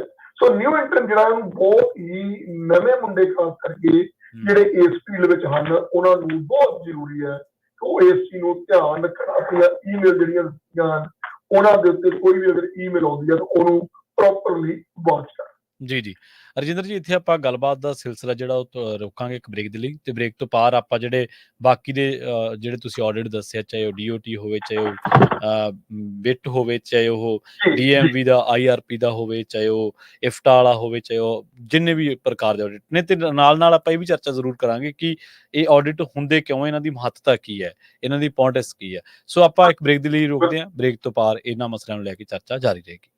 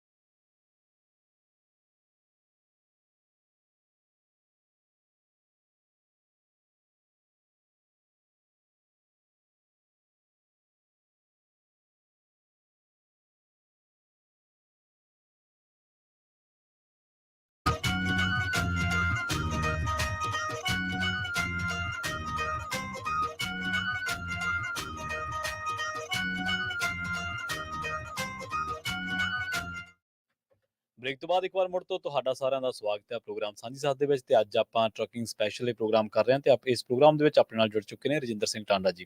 ਇੱਕ ਵਾਰ ਮੁੜ ਤੋਂ ਤੁਹਾਡਾ ਸਵਾਗਤ ਹੈ ਜੀ ਬ੍ਰੇਕ ਤੋਂ ਬਾਅਦ। ਸਤਿ ਸ਼੍ਰੀ ਅਕਾਲ। ਸ਼ੁਕਰੀਆ ਪ੍ਰਵੀਨ ਜੀ, ਤੁਹਾਡਾ ਤੇ ਤੁਹਾਡੀ ਸਾਰੀ ਟੀਮ ਦਾ ਜੀ ਬਹੁਤ ਬਹੁਤ ਸ਼ੁਕਰੀਆ ਜੀ, ਧੰਨਵਾਦ ਜੀ। ਸੋ ਸਵਾਲਾਂ ਦਾ ਸਿਲਸਿਲਾ ਸ਼ੁਰੂ ਕਰਨ ਤੋਂ ਪਹਿਲਾਂ ਇੱਕ ਵਾਰੀ ਫਿਰ ਤੋਂ ਆਪਾਂ ਦੱਸਦੇ ਚੱਲੀਏ ਕਿ ਰਜਿੰਦਰ ਸਿੰਘ ਟਾਂਡਾ ਆਪਣੇ ਨਾਲ ਜੁੜਦੇ ਨੇ ਗਲੋਬਲ ਟਰੱਕ ਪਰਮਿਟਸ ਤੋਂ, ਲੈਥਰੋਪ ਤੋਂ, I-5 ਦੇ ਬਿਲਕੁਲ ਉੱਤੇ ਸਥਿਤ ਨੇ। ਪਿਛਲੇ 20 ਸਾਲ ਤੋਂ ਟਰੱਕਿੰਗ ਨਾਲ ਰਿਲੇਟਡ ਬਿਜ਼ਨਸ ਦੇ ਵਿੱਚ ਸ਼ਾਨਦਾਰ ਸੇਵਾਵਾਂ ਦੇ ਰਹੇ ਨੇ। ਜੇਕਰ ਤੁਸੀਂ ਵੀ ਇਹਨਾਂ ਸੇਵਾਵਾਂ ਦਾ ਲਾਭ ਉਠਾਉਣਾ ਚਾਹੁੰਦੇ ਹੋ ਤਾਂ ਇਹਨਾਂ ਦਾ ਨੰਬਰ ਹੈ 2096360880। ਇਹਨਾਂ ਦਾ ਨੰਬਰ ਹੈ, ਇਸ ਨੰਬਰ ਤੇ ਤੁਸੀਂ ਇਹਨਾਂ ਦੇ ਨਾਲ ਕੰਟੈਕਟ ਕਰ ਸਕਦੇ ਹੋ। ਆਪਾਂ ਆਡਿਟ ਦੇ ਬਾਰੇ ਗੱਲਬਾਤ ਕਰ ਰਹੇ ਸੀਗੇ ਜੀ। ਜੇਕਰ ਆਪਾਂ ਅਗਲੀ ਕੈਟਾਗਰੀ ਦੇ ਵੱਲ ਜਾਈਏ ਤੇ ਅਗਲੀ ਕਿਹੜੀ ਕੈਟਾਗਰੀ ਆਡਿਟ ਦੀ ਜਿਹਦੇ ਬਾਰੇ ਆਪਾਂ ਨੂੰ ਖਿਆਲ ਰੱਖਣਾ ਚਾਹੀਦਾ, ਸੁਚੇਤ ਰਹਿਣਾ ਚਾਹੀਦਾ? ਹਾਂਜੀ ਪ੍ਰਵੀਨ ਜੀ, ਆਪਾਂ ਜਿਹੜੇ 3 ਮੈਂਡੇਟਰੀ ਆਡਿਟ ਹੈ ਉਹਨਾਂ ਬਾਰੇ ਗੱਲ ਕਰ ਰਹੇ ਹਾਂ। ਮੈਂਡੇਟਰੀ ਦਾ ਭਾਵ ਕਿ ਜਿਹੜੇ ਹੋਣੇ ਹਨ ਉਹਨਾਂ ਨੂੰ ਬਚਾ ਨਹੀਂ ਸਕਦੇ, ਜਿਹੜੇ ਕਿ ਜ਼ਰੂਰੀ। ਉਹਦੇ ਚ ਪਹਿਲਾਂ ਆਪਣਾ ਨਿਊ ਇੰਟੈਂਟ ਪ੍ਰੋਗਰਾਮ ਆ ਗਿਆ, ਅਗਲਾ ਆ ਗਿਆ ਸਾਡਾ ਬਿਟ ਇੰਸਪੈਕਸ਼ਨ, ਜਿਹਨੂੰ ਅਸੀਂ BIP ਬਾਈਨੀਅਲ ਇੰਸਪੈਕਸ਼ਨ ਆਫ ਟਰਮੀਨਲ ਜਿਹਦਾ ਪੂਰਾ ਨਾਮ ਹੈ। ਇਹ ਕੈਲੀਫੋਰਨੀਆ ਪੈਟਰੋਲ ਵੱਲੋਂ ਕੀਤਾ ਜਾਂਦਾ ਔਰ ਕੋਈ ਵੀ ਉਹ ਕੰਪਨੀ ਜਿਹੜੀ ਕੈਲੀਫੋਰਨੀਆ ਵਿੱਚ ਜਿਹਦਾ ਹੈਡ ਆਫਿਸ ਹੈ, ਜਿਹੜਾ ਕੋਈ ਯਾਰਡ ਕੈਲੀਫੋਰਨੀਆ ਵਿੱਚ ਹੈ, ਉਹਨੂੰ CA ਨੰਬਰ ਜਿਹੜਾ ਕੈਲੀਫੋਰਨੀਆ ਆਇਡੈਂਟੀਫਿਕੇਸ਼ਨ ਨੰਬਰ ਜਿਹੜਾ ਉਹ ਬਾਏ ਲਾ ਲੈਣਾ ਪੈਂਦਾ। ਕੋਈ ਵੀ ਉਹ ਕੰਪਨੀ ਚਾਹੇ ਉਹ ਕੈਲੀਫੋਰਨੀਆ ਦੇ ਵਿੱਚ ਜਾਂ ਕੈਲੀਫੋਰਨੀਆ ਤੋਂ ਉਹ ਬਾਹਰ ਕੰਪਨੀ ਜਿਹਦੇ ਕੋਲ CA ਨੰਬਰ ਹੈ, ਜਿਹਨੂੰ CA ਆਇਡੈਂਟੀਫਿਕੇਸ਼ਨ ਨੰਬਰ ਜਿਹੜਾ ਉਹ ਅਪਲਾਈ ਕੀਤਾ, ਉਹ ਬਿਟ ਇੰਸਪੈਕਸ਼ਨ ਵਾਸਤੇ ਹਰ 25 ਮਹੀਨੇ ਬਾਅਦ ਜਿਹੜਾ ਉਹਦੀ ਇੰਸਪੈਕਸ਼ਨ ਹੋ ਸਕਦੀ ਹੈ।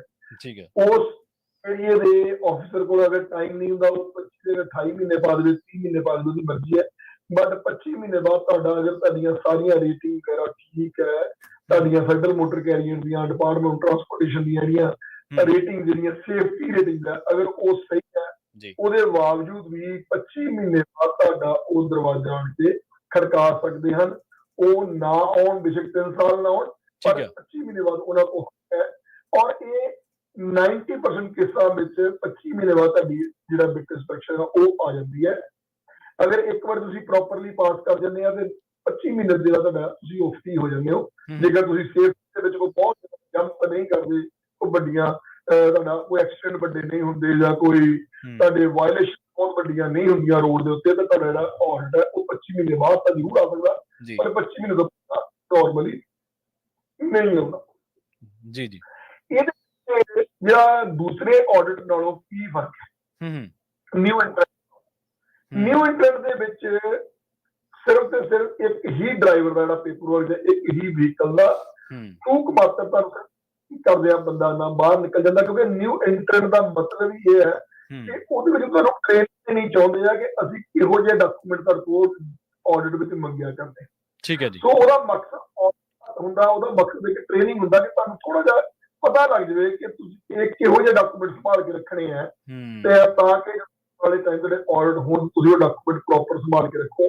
ਸੋ ਜਿਹੜਾ ਬਿਟ ਇੰਸਪੈਕਸ਼ਨ ਆ ਉਹ ਇੱਕ ਬੜਾ ਥੋਰੋ ਆਡਿਟ ਹੁੰਦਾ, ਜਿਹਦੇ ਵਿੱਚ ਜ਼ਿਆਦਾ ਐਮਫਸਾਈਜ਼ ਜਿਹੜਾ ਕੀਤਾ ਜਾਂਦਾ, ਭਾਵ ਕਿ ਜ਼ਿਆਦਾ ਜ਼ੋਰ ਜਿਹੜਾ ਦਿੱਤਾ ਜਾਂਦਾ ਉਹ ਟਰੱਕਾਂ ਉੱਤੇ ਦਿੱਤਾ ਜਾਂਦਾ, ਵਹੀਕਲ ਦੇ ਉੱਤੇ ਜਾਂਦਾ। ਵਹੀਕਲ ਦੀ ਬਕਾਇਦਾ ਇੰਸਪੈਕਸ਼ਨ ਕੀਤੀ ਜਾਂਦੀ ਹੈ। ਟੋਟਲ ਫਲੀਟ ਵਿੱਚ ਜਿੰਨਾ ਟੋਟਲ ਵਹੀਕਲ ਹੋਵੇ, ਭਾਵ ਕਿ ਅਗਰ ਕਿਸੇ ਆਦਮੀ ਕੋਲ 15 ਟਰੱਕ ਹਨ, 25 ਉਹਦੇ ਟ੍ਰੇਲਰ ਹਨ, ਤੇ ਟੋਟਲ ਯੂਨਿਟ ਉਹਦੇ ਕੋਲ 40 ਬਣ ਗਏ। 40 ਤੋਂ ਘੱਟੋ ਘੱਟ ਚੌਥਾ ਹਿੱਸਾ ਜਿਹੜੇ 25% ਜਿਹੜੇ ਵਹੀਕਲ ਆ ਉਹਨਾਂ ਦੀ ਇੰਸਪੈਕਸ਼ਨ ਬਕਾਇਦਾ ਔਨ ਦਾ ਯਾਰਡ ਕੀਤੀ ਜਾਂਦੀ ਹੈ। ਉਹ ਥੋੜਾ ਸਲੀਪਰ ਜਿਹੜੀ ਛੋਟੀ ਰੇਹੜੀ ਹੁੰਦੀ ਹੈ, ਉਹ ਰੇਹੜੀ ਆਪਣੀ ਨਾਲ ਲੈ ਕੇ ਆਉਂਦਾ, ਉਹ ਟਰੱਕ ਦੇ ਬਣ ਕੇ ਉਹਦੇ ਸਾਰੇ ਪਾਈਪ, ਉਹਦੀ ਸਾਰੀਆਂ 에ਅਰਲਾਈਨਸ, ਹਰ ਚੀਜ਼ ਨੂੰ ਚੈੱਕ ਕਰਨਾ ਹੁੰਦਾ ਉਹਨਾਂ ਨੇ। ਉਹਦੇ ਵਿੱਚ ਇੱਕ ਛੂਟ ਜ਼ਰੂਰ ਹੁੰਦੀ ਹੈ ਕਿ ਅਗਰ ਇੱਕ ਲੈਵਲ 1 ਇੰਸਪੈਕਸ਼ਨ ਅਸੀਂ ਕਹਿੰਦੇ ਆ, ਜੇਕਰ ਤੁਹਾਡੀ ਸਕੇਲ ਦੇ ਉੱਤੇ ਲੈਵਲ 1 ਇੰਸਪੈਕਸ਼ਨ ਹੋਈ ਹੋਵੇ ਪਿਛਲੇ 90 ਦਿਨ ਦੇ ਵਿੱਚ, ਤਾਂ ਤੁਹਾਨੂੰ ਉਹਨੇ ਟਰੱਕਾਂ ਜਾਂ ਉਹਨੇ ਵਹੀਕਲ ਦੀ ਮਾਫੀ ਮਿਲ ਜਾਂਦੀ ਹੈ।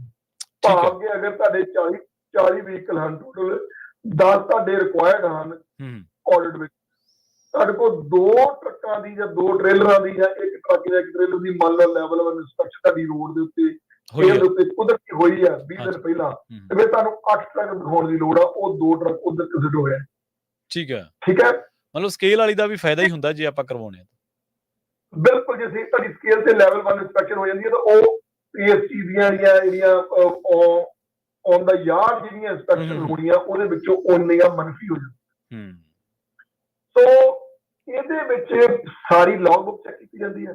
ਠੀਕ ਹੈ ਜੀ। ਕਿਸੇ ਵੀ ਆਡਿਟ ਦੇ 5 ਪਾਰਟ ਹੁੰਦੇ ਹਨ ਮੋਟੇ ਰੂਪ ਦੇ ਵਿੱਚ। ਇੱਕ ਅਸੀਂ ਕਹਿੰਦੇ ਹਾਂ ਡਰਾਈਵਰ ਕੁਆਲੀਫਿਕੇਸ਼ਨ, ਜਿਹਦੇ ਵਿੱਚ ਤੁਹਾਡੀਆਂ ਡਰਾਈਵਰ ਦੀਆਂ ਐਪਲੀਕੇਸ਼ਨ, ਉਹ ਡਰਾਈਵਰ ਦੀ ਐਲੀਜੀਬਿਲਟੀ, ਉਹਦੇ ਕੋਲ ਉਹਦਾ ਲਾਇਸੈਂਸ ਵੈਲਿਡ ਹੋਣਾ, ਉਹਦਾ ਮੈਡੀਕਲ ਕਾਰਡ ਵੈਲਿਡ ਹੋਣਾ, ਉਹਦੀ ਪ੍ਰੀ ਇੰਪਲੋਇਮੈਂਟ ਵੈਰੀਫਿਕੇਸ਼ਨ ਹੋਣੀ, ਇਹ ਸਾਰਾ ਕੁਝ ਡਰਾਈਵਰ ਫਾਈਲ ਦੇ ਅੰਦਰ ਹੋਗਾ।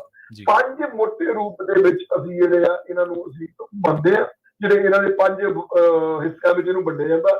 ਜਿਹਦੇ ਪਹਿਲਾ ਡਰਾਈਵਰ ਕੁਆਲੀਫਿਕੇਸ਼ਨ ਹੁੰਦਾ, ਦੂਸਰਾ log book hours of service ਹੁੰਦਾ, ਤੀਸਰਾ ਮੇਨਟੇਨੈਂਸ ਹੁੰਦਾ, ਮੇਨਟੇਨੈਂਸ ਰੈਕਡ ਤੁਸੀਂ ਚੈੱਕ ਕਰਾਉਣਾ ਹੁੰਦਾ ਕਿ ਤੁਹਾਡੇ ਟਰੱਕ ਕਦੋਂ ਕਿੱਥੇ ਮੇਨਟੇਨ ਹੋਇਆ, ਉਹਦਾ ਆਇਲ ਚੇਂਜ ਕਦੋਂ ਹੋਇਆ, ਉਹਦੀਆਂ ਬ੍ਰੇਕਾਂ ਕਦੋਂ ਹੋਈਆਂ।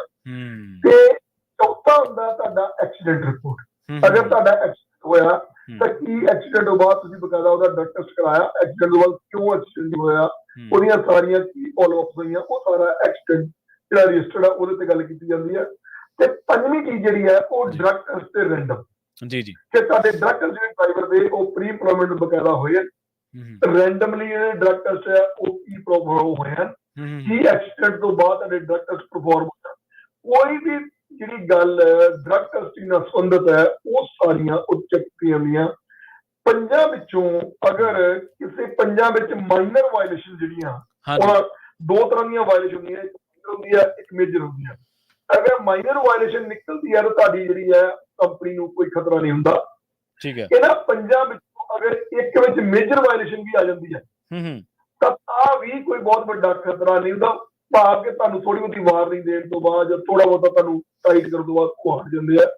ਪਰ ਜੇਕਰ ਤੁਹਾਡੀਆਂ 2 ਮੇਜਰ ਵਾਇਲੇਸ਼ਨ ਅਲੱਗ-ਅਲੱਗ ਖਿੱਤਿਆਂ ਚ ਆਉਂਦੀਆਂ, ਜਿਹੜੇ 5 ਭਾਗ ਆ, 5 ਵਿੱਚੋਂ ਕਿਸੇ 2 ਦੀਆਂ ਮੇਜਰ ਵਾਇਲੇਸ਼ਨ ਤੇ ਫਿਰ ਤੁਹਾਡੀ ਕੰਪਨੀ ਜਿਹੜੀ ਆ ਉਹਨਾਂ ਨੂੰ ਬੰਦ ਕਰਨ ਦਾ ਜਾਂ ਉਸ ਆਡਿਟ ਨੂੰ ਫੇਲ ਕਰਨ ਦਾ ਉਹਨਾਂ ਦੇ ਕੋਲ ਹੱਕ ਹੁੰਦਾ। ਉਹਦੇ ਵਿੱਚ ਪੁਲਿਸ ਆਫਿਸਰ ਤੇ ਡਿਪੈਂਡ ਕਰਦਾ ਕਿ ਉਹ ਤੁਹਾਨੂੰ 5 ਦਿਨ ਲਈ ਸਸਪੈਂਸ਼ਨ ਤੇ ਭੇਜਦਾ ਆ, ਤੁਹਾਡੀ 10 ਦਿਨ ਵਾਸਤੇ ਸੀਏ ਨੰਬਰ ਸਸਪੈਂਡ ਕਰਦਾ, ਜਾਂ ਤੁਹਾਨੂੰ ਕਹਿੰਦਾ ਕਿ ਭਾਈ ਮੈਂ 90 ਦਿਨ ਬਾਅਦ ਦੁਬਾਰਾ ਆਊਂਗਾ, ਦੁਬਾਰਾ ਆਣ ਕੇ ਤੁਹਾਡਾ ਮੈਂ ਆਡਿਟ ਕਰੂੰਗਾ, ਤੇ ਉਹਦੇ ਵਿੱਚ ਜੋ ਵੀ ਫੈਸਲਾ ਹੋਏਗਾ। ਸੋ ਜਿਹੜੀ ਬਿਟ ਇੰਸਪੈਕਸ਼ਨ ਆ ਅਸੀਂ ਉਹਨੂੰ ਬਹੁਤ ਵੈਸੇ ਆਮ ਤੌਰ ਤੇ ਬੜੀ ਖਤਰਨਾਕ ਇੰਸਪੈਕਸ਼ਨ ਮੰਨਦੇ ਆ। ਬਿਟ ਇੰਸਪੈਕਸ਼ਨ ਜਿਹੜੀ ਹੈ ਉਹਦੇ ਵਿੱਚ ਇੱਕ ਤਾਂ ਤੁਹਾਡੇ 90 ਡੇ ਇੰਸਪੈਕਸ਼ਨ ਜਿਹੜੀਆਂ ਹੈਗੀਆਂ ਟਰੱਕਾਂ ਦੀਆਂ ਉਹ ਹੋਣੀਆਂ ਬੜੀਆਂ ਜ਼ਰੂਰੀ ਹੈ, ਜਿਹੜੀਆਂ ਕਿ ਫੈਡਰਲ ਦੇ ਵਿੱਚ ਫੈਡਰਲ ਦੇ ਆਡਿਟ ਵਿੱਚ ਨਹੀਂ ਮੰਗੀਆਂ ਜਾਂਦੀਆਂ। ਇਹਦੇ ਵਿੱਚ ਐਕਸਟਰਾ ਚੀਜ਼ ਮੰਗੀ ਜਾਂਦੀ ਹੈ। ਇੱਕ ਇੰਪਲਾਇਰ ਨੋਟਿਸ ਪ੍ਰੋਗਰਾਮ ਕੈਲੀਫੋਰਨੀਆ ਵਿੱਚ ਸਪੈਸ਼ਲ ਚਲਾਇਆ ਜਾਂਦਾ, ਉਹ ਵੀ ਬਿਟ ਇੰਸਪੈਕਸ਼ਨ ਚ ਮੰਗਿਆ ਜਾਂਦਾ। ਤੁਹਾਡੀ ਜਿਹੜੀ ਹੈਗੀ ਆ DOT ਆਡਿਟ ਉਹਦੇ ਵਿੱਚ ਉਹ ਨਹੀਂ ਮੰਗਿਆ ਜਾ ਸਕਦਾ। ਸੋ ਕਹਿਣ ਦਾ ਤਾਂ ਇਹ DOT ਇੰਸਪੈਕਸ਼ਨ ਨੂੰ ਵੀ ਜ਼ਿਆਦਾ ਸਟ੍ਰਿਕਟ ਹੁੰਦੀ ਹੈ। ਦੂਸਰਾ ਇਹਦੇ ਵਿੱਚ ਬਕਾਇਦਾ ਵਹੀਕਲ ਇਨਵੋਲਵ। ਠੀਕ ਹੈ ਜੀ। ਇਹਦੇ ਵਿੱਚ ਜਿਹੜਾ ਤੁਸੀਂ ਜ਼ਿਕਰ ਕੀਤਾ ਸੀਗਾ ਵੀ ਉਹ ਆਫਿਸਰ 90 ਦਿਨਾਂ ਬਾਅਦ ਫੇਰ ਆਊਗਾ, ਉਨੇ ਚਿਰ ਜਿੰਨਾ ਚਿਰ ਉਹ ਆਡਿਟ ਜੇ ਫੇਲ ਹੁੰਦਾ ਕਿੰਨਾ ਚਿਰ ਕੰਪਨੀ ਆਪਰੇਟ ਨਹੀਂ ਕਰ ਸਕਦੀ, ਉਹਦੇ ਕਿੰਨੇ ਟਰੱਕ ਚੱਲਣਗੇ ਕਿੰਨੇ ਨਹੀਂ। ਨਹੀਂ, ਉਹਨੂੰ ਅਨਸੈਟੀਸਫੈਕਟਰੀ ਕਰ ਦਿੰਦੇ ਆ। ਠੀਕ ਹੈ, ਕੰਡੀਸ਼ਨਲ ਕਰ ਦਿੰਦੇ ਆ। ਹਾਂਜੀ, ਪਰ ਜੇਕਰ ਉਹ ਕਹਿੰਦਾ ਮੈਂ 90 ਦਿਨ ਬਾਅਦ ਆਊਂਗਾ ਤਾਂ 90 ਦਿਨ ਬਾਅਦ ਰਿਜ਼ਲਟ ਦਿੱਤਾ ਜਾਂਦਾ ਉਹ ਦੁਬਾਰਾ ਇੰਸਪੈਕਸ਼ਨ। ਠੀਕ ਹੈ ਜੀ। ਜੇਕਰ ਉਹ ਬਹੁਤ ਵੱਡੀਆਂ ਵਾਇਲੇਸ਼ਨ ਕਰਦਾ ਫਿਰ ਰਾਈਟ ਵੇ ਬੰਦ ਨਹੀਂ ਕਰਦੇ। ਉਹ ਅੱਛਾ। ਪਰ ਜੇਕਰ 90 ਦਿਨ ਦਾ ਕਹਿੰਦੇ ਤਾਂ ਤੁਹਾਡੀਆਂ ਵਾਇਲੇਸ਼ਨ ਉਨੀਆਂ ਮਾੜੀਆਂ ਨਹੀਂ, ਤੁਹਾਨੂੰ ਉਹਨਾਂ ਨੇ ਇੱਕ ਮੌਕਾ ਹੋਊਗਾ।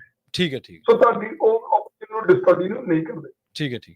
ਅਗਲਾ ਜਿਹੜਾ ਆਡਿਟ ਹੈ ਤੀਜਾ ਆਡਿਟ ਹੈ ਉਹ ਹੈਗਾ ਫੈਡਰਲ ਮੋਟਰ ਕੈਰੀਅਰ ਦਾ ਰੈਗੂਲਰ DOT ਆਡਿਟ, ਜਿਹਨੂੰ ਅਸੀਂ ਫੈਡਰਲ ਆਡਿਟ ਵੀ ਕਹਿੰਦੇ ਆ, ਜਿਹਨੂੰ ਅਸੀਂ DOT ਆਡਿਟ ਵੀ ਕਹਿੰਦੇ ਆ। ਇਹ ਜਿਹੜਾ ਆਡਿਟ ਹੈ ਇਹਦੇ ਵਿੱਚ ਇੱਕ ਬੜੀ ਪਿਆਰੀ ਚੀਜ਼ ਹੈ ਕਿ CSA ਸਕੋਰ ਮੰਨਿਆ ਸੀ, ਉਹਨੂੰ CSA 2010 ਸਕੋਰ ਕਹਿੰਦੇ ਆ। ਉਹ ਫੈਡਰਲ ਮੋਟਰ ਕੈਰੀਅਰ ਜੋ ਤੁਸੀਂ ਆਪਣਾ ਜਾ ਕੇ ਪੋਰਟਲ, ਹਰ ਆਦਮੀ ਦਾ DOT ਦਾ ਪੋਰਟਲ ਬਣਿਆ ਹੁੰਦਾ, ਅਗਰ ਤੁਸੀਂ ਆਪਣੇ ਪੋਰਟਲ ਵਿੱਚ ਜਾ ਕੇ ਆਪਣਾ ਪਿਨ ਨੰਬਰ ਤੇ ਲੌਗਇਨ ID ਪਾਉਂਦੇ ਹੋ ਤਾਂ ਤੁਹਾਨੂੰ ਪਤਾ ਲੱਗ ਜਾਂਦਾ ਕਿ ਤੁਹਾਡਾ ਸਕੋਰ ਕਿੱਥੇ ਚੱਲ ਰਿਹਾ।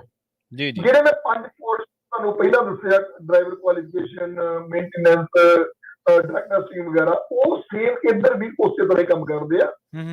ਉਹਦੇ ਵਿੱਚ ਇੱਕ ਥ੍ਰੈਸ਼ਹੋਲਡ ਲਾਈਨ ਹੁੰਦੀ ਹੈ ਕਿ ਅਗਰ ਤੁਹਾਡਾ 65% ਤੋਂ ਵਾਇਲੇਸ਼ਨ ਉੱਪਰ ਜਾ ਚਲ ਗਈਆਂ ਤਾਂ 2 ਜਗ੍ਹਾ ਜਾ ਚੁੱਕੀਆਂ, ਭਾਵ ਕਿ 5 ਕਲਾਸਾਂ ਵਿੱਚੋਂ, 5 ਅਲੱਗ-ਅਲੱਗ ਕੈਟਾਗਰੀਆਂ ਵਿੱਚੋਂ, 5 ਗਰੁੱਪਾਂ ਵਿੱਚੋਂ ਕਿਸੇ 2 ਦੀ ਥ੍ਰੈਸ਼ਹੋਲਡ ਜਿਹੜੀ ਪਾਰ ਕਰ ਚੁੱਕੇ ਆ ਤੁਸੀਂ, ਤਾਂ ਫਿਰ ਤੁਹਾਡਾ ਆਡਿਟ ਆਉਣਾ ਹੀ ਆਉਣਾ।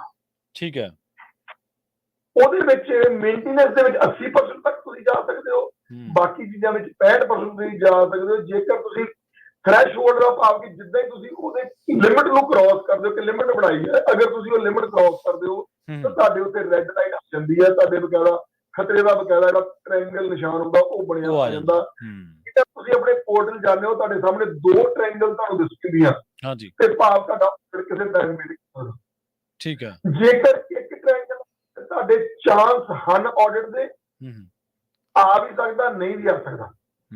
ਪਰ ਜੇਕਰ ਤੁਹਾਡੇ ਕੋਈ ਵੀ ਟ੍ਰਾਇੰਗਲ ਨਹੀਂ ਬਣੀ, ਭਾਵ ਕਿ ਤੁਸੀਂ ਸਾਰੀਆਂ ਚੀਜ਼ਾਂ ਵਿੱਚ ਥ੍ਰੈਸ਼ਹੋਲਡ ਤੋਂ ਥੱਲੇ ਹੋ, ਤੇ ਤੁਹਾਡਾ ਆਡਿਟ ਆਉਂਦਾ ਹੀ ਨਹੀਂ। ਇਹ ਵੀ ਨਾਲ ਠੀਕ ਹੈ, ਇੱਥੋਂ ਵੀ ਪਤਾ ਲੱਗਿਆ 2010 ਦੇ ਵਿੱਚ ਉਹਨੂੰ 2010 ਵਿੱਚ ਬਣਾਇਆ ਸੀ।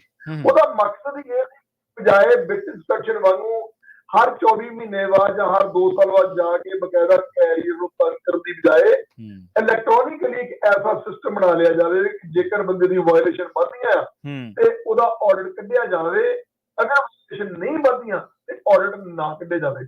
ਜਿਹੜਾ ਕਿ ਤੁਹਾਡਾ ਸਵਾਲ ਸੀ ਕਿ ਆਡਿਟ ਕਿਉਂ ਆਉਂਦਾ, ਉਹਦਾ ਜਵਾਬ ਇਹ ਹੈ ਕਿ ਜੇਕਰ ਤੁਹਾਡੀ 2 ਕੈਟਾਗਰੀਆਂ ਵਿੱਚੋਂ ਤੁਹਾਡੀ ਥ੍ਰੈਸ਼ਹੋਲਡ ਉੱਪਰ ਹੋ ਜਾਂਦੀ ਹੈ, ਭਾਵ ਕਿ ਤੁਹਾਡੀਆਂ ਵਾਇਲੇਸ਼ਨ ਵੱਧ ਜਾਂਦੀਆਂ, ਚਾਹੇ ਉਹ ਡਰਾਈਵਰ ਨਾਲ ਰਿਲੇਟਡ ਹੋਣ, ਚਾਹੇ ਆਵਰਸ ਆਫ ਸਰਵਿਸ ਨਾ ਹੋਣ, ਚਾਹੇ ਉਹ ਤੁਹਾਡੀਆਂ ਮੀਟਿੰਗ ਨਾਲ ਰਿਲੇਟਡ ਹੋਣ, ਚਾਹੇ ਤੁਹਾਡੀਆਂ ਐਕਸੀਡੈਂਟ ਨਾ ਹੋਣ, ਜੇਕਰ ਤੁਹਾਡੀਆਂ 2 ਜਿਹੜੀਆਂ ਹੈਗੀਆਂ ਉਹ ਕੈਟਾਗਰੀਆਂ ਵਿੱਚ ਤੁਸੀਂ ਥ੍ਰੈਸ਼ਹੋਲਡ ਨੂੰ ਪਾਰ ਕਰ ਜਾਂਦੇ ਹੋ ਤੇ ਤੁਹਾਡਾ ਆਡਿਟ ਜਿਹੜਾ ਉਹ ਆਉਣਾ ਹੀ ਹੈ।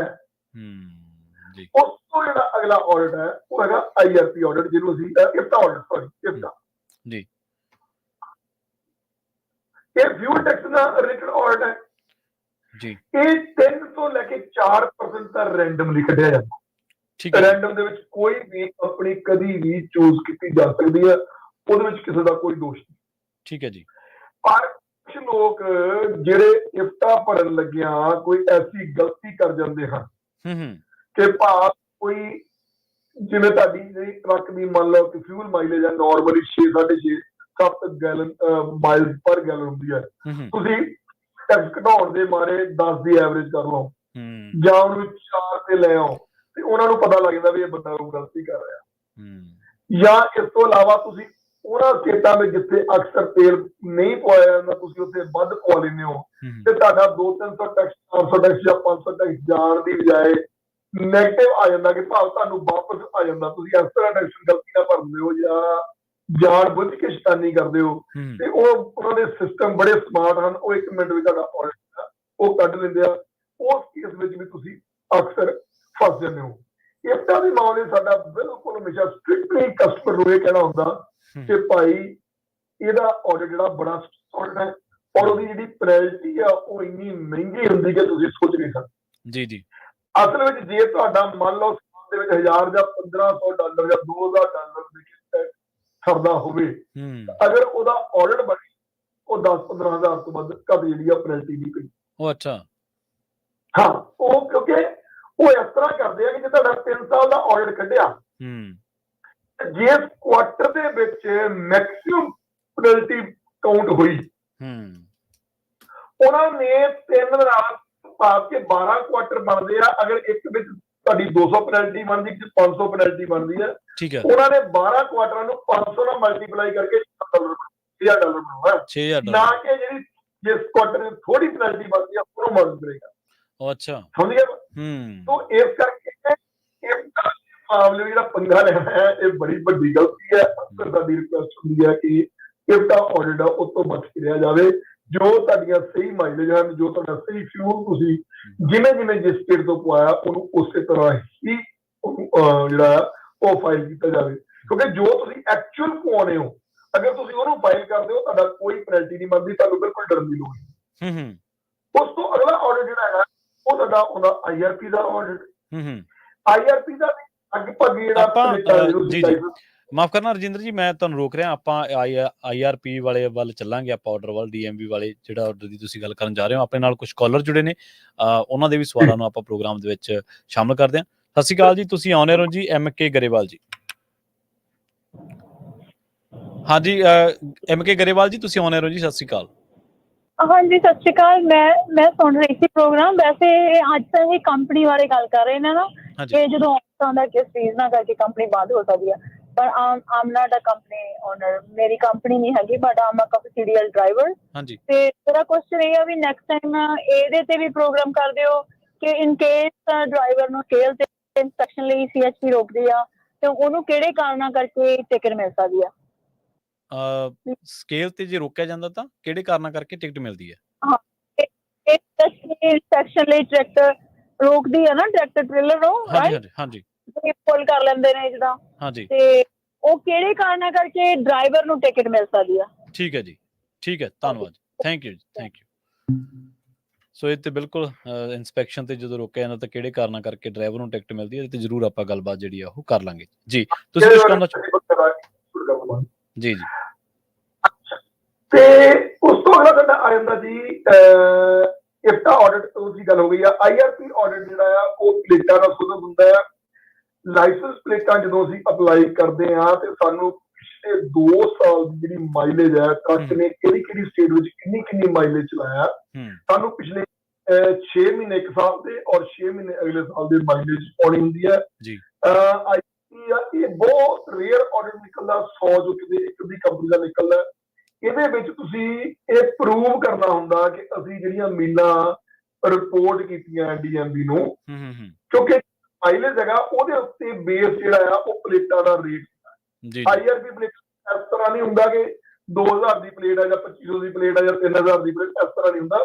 ਜਿਹੜੀਆਂ ਤੁਸੀਂ ਮਾਈਲੇਜ ਚੱਲੇ ਆ, ਕਿਹੜੀ ਕਿਹੜੀ ਸਟੇਟ ਚੱਲੇ ਆ, ਉਸ ਸਟੇਟ ਦੀ ਕਿੰਨੀ ਫੀਸ ਹੈ ਉਸ ਪਲੇਟ ਦੀ, ਉਹਦੀ ਪਰਸੈਂਟੇਜ ਦੇ ਹਿਸਾਬ ਦੇ ਨਾਲ ਤੁਹਾਡਾ ਉਹ ਰੇਟ ਲੱਗਦਾ। ਸੋ ਮੀਲਾਂ ਜਿਹੜੀਆਂ ਆ ਕਿਸੇ ਵੀ ਪਲੇਟ ਦੇ ਮਹਿੰਗੇ ਜਾਂ ਸਸਤੇ ਹੋਣ ਵਿੱਚ ਡਾਇਰੈਕਟਲੀ ਜਿਹੜੀਆਂ ਇਨਵੋਲਵ ਹੁੰਦੀਆਂ, ਮੀਲਾਂ ਦੇ ਉੱਤੇ ਡਿਪੈਂਡੈਂਟ ਜਿਹੜੀ ਉਹ ਫੀਸ ਹੁੰਦੀ ਹੈ।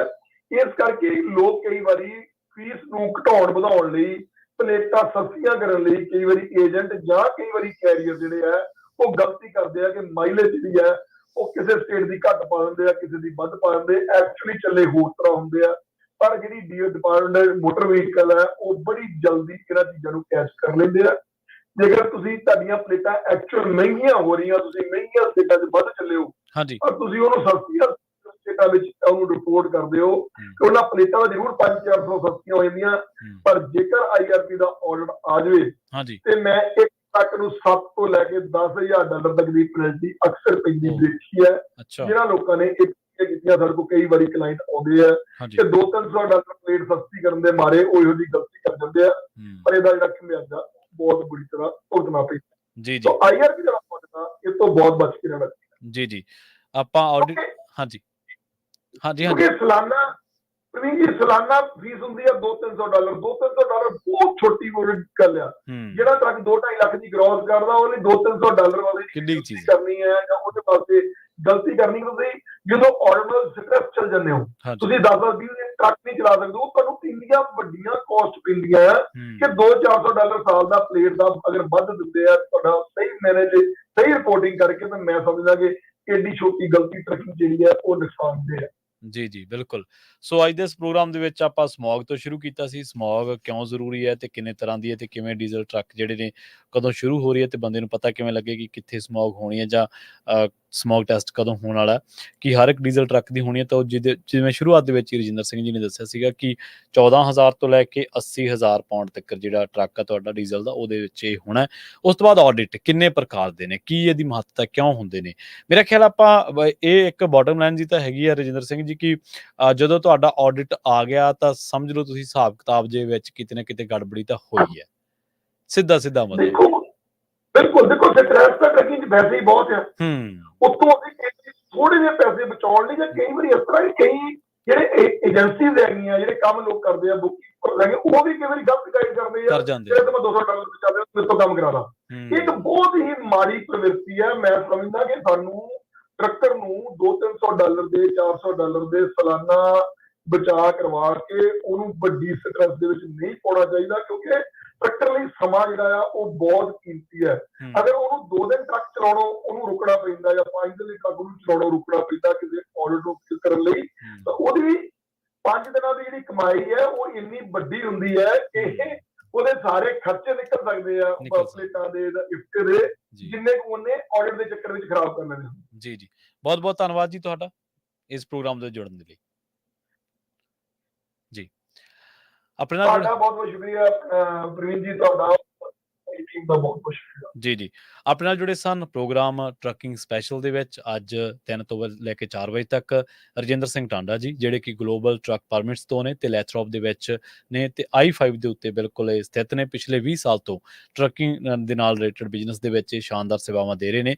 ਇਹਨਾਂ ਦੇ ਨਾਲ ਤੁਸੀਂ ਇਹਨਾਂ ਜਿੰਨਾ ਵੀ ਮਸਲਿਆਂ ਦੇ ਉੱਤੇ ਆਪਾਂ ਗੱਲਬਾਤ ਕੀਤੀ ਜਾਂ ਟਰੱਕਿੰਗ ਰਿਲੇਟਡ ਬਿਜ਼ਨਸ ਦੇ ਵਿੱਚ ਕੁਝ ਵੀ ਤੁਸੀਂ ਚਾਹੁੰਦੇ ਹੋ ਇਹਨਾਂ ਦੇ ਨਾਲ ਰਾਬਤਾ ਕਰਨਾ, ਤਾਂ ਨੰਬਰ ਹੈ 2096360880। ਇਹਨਾਂ ਦਾ ਨੰਬਰ ਹੈ। ਇਸ ਨੰਬਰ ਦੇ ਉੱਤੇ ਤੁਸੀਂ ਗਲੋਬਲ ਟਰੱਕ ਪਰਮਿਟਸ ਵਾਲਿਆਂ ਦੇ ਨਾਲ ਗੱਲਬਾਤ ਜਿਹੜੀ ਆ ਉਹ ਕਰ ਸਕਦੇ ਹੋ ਤੇ ਇਹਨਾਂ ਦੀਆਂ ਸੇਵਾਵਾਂ ਦਾ ਲਾਭ ਉਠਾ ਸਕਦੇ ਹੋ। ਬਹੁਤ ਬਹੁਤ ਧੰਨਵਾਦ ਤੁਹਾਡਾ ਸਾਰਿਆਂ ਦਾ। ਸਤਿ ਸ਼੍ਰੀ ਅਕਾਲ।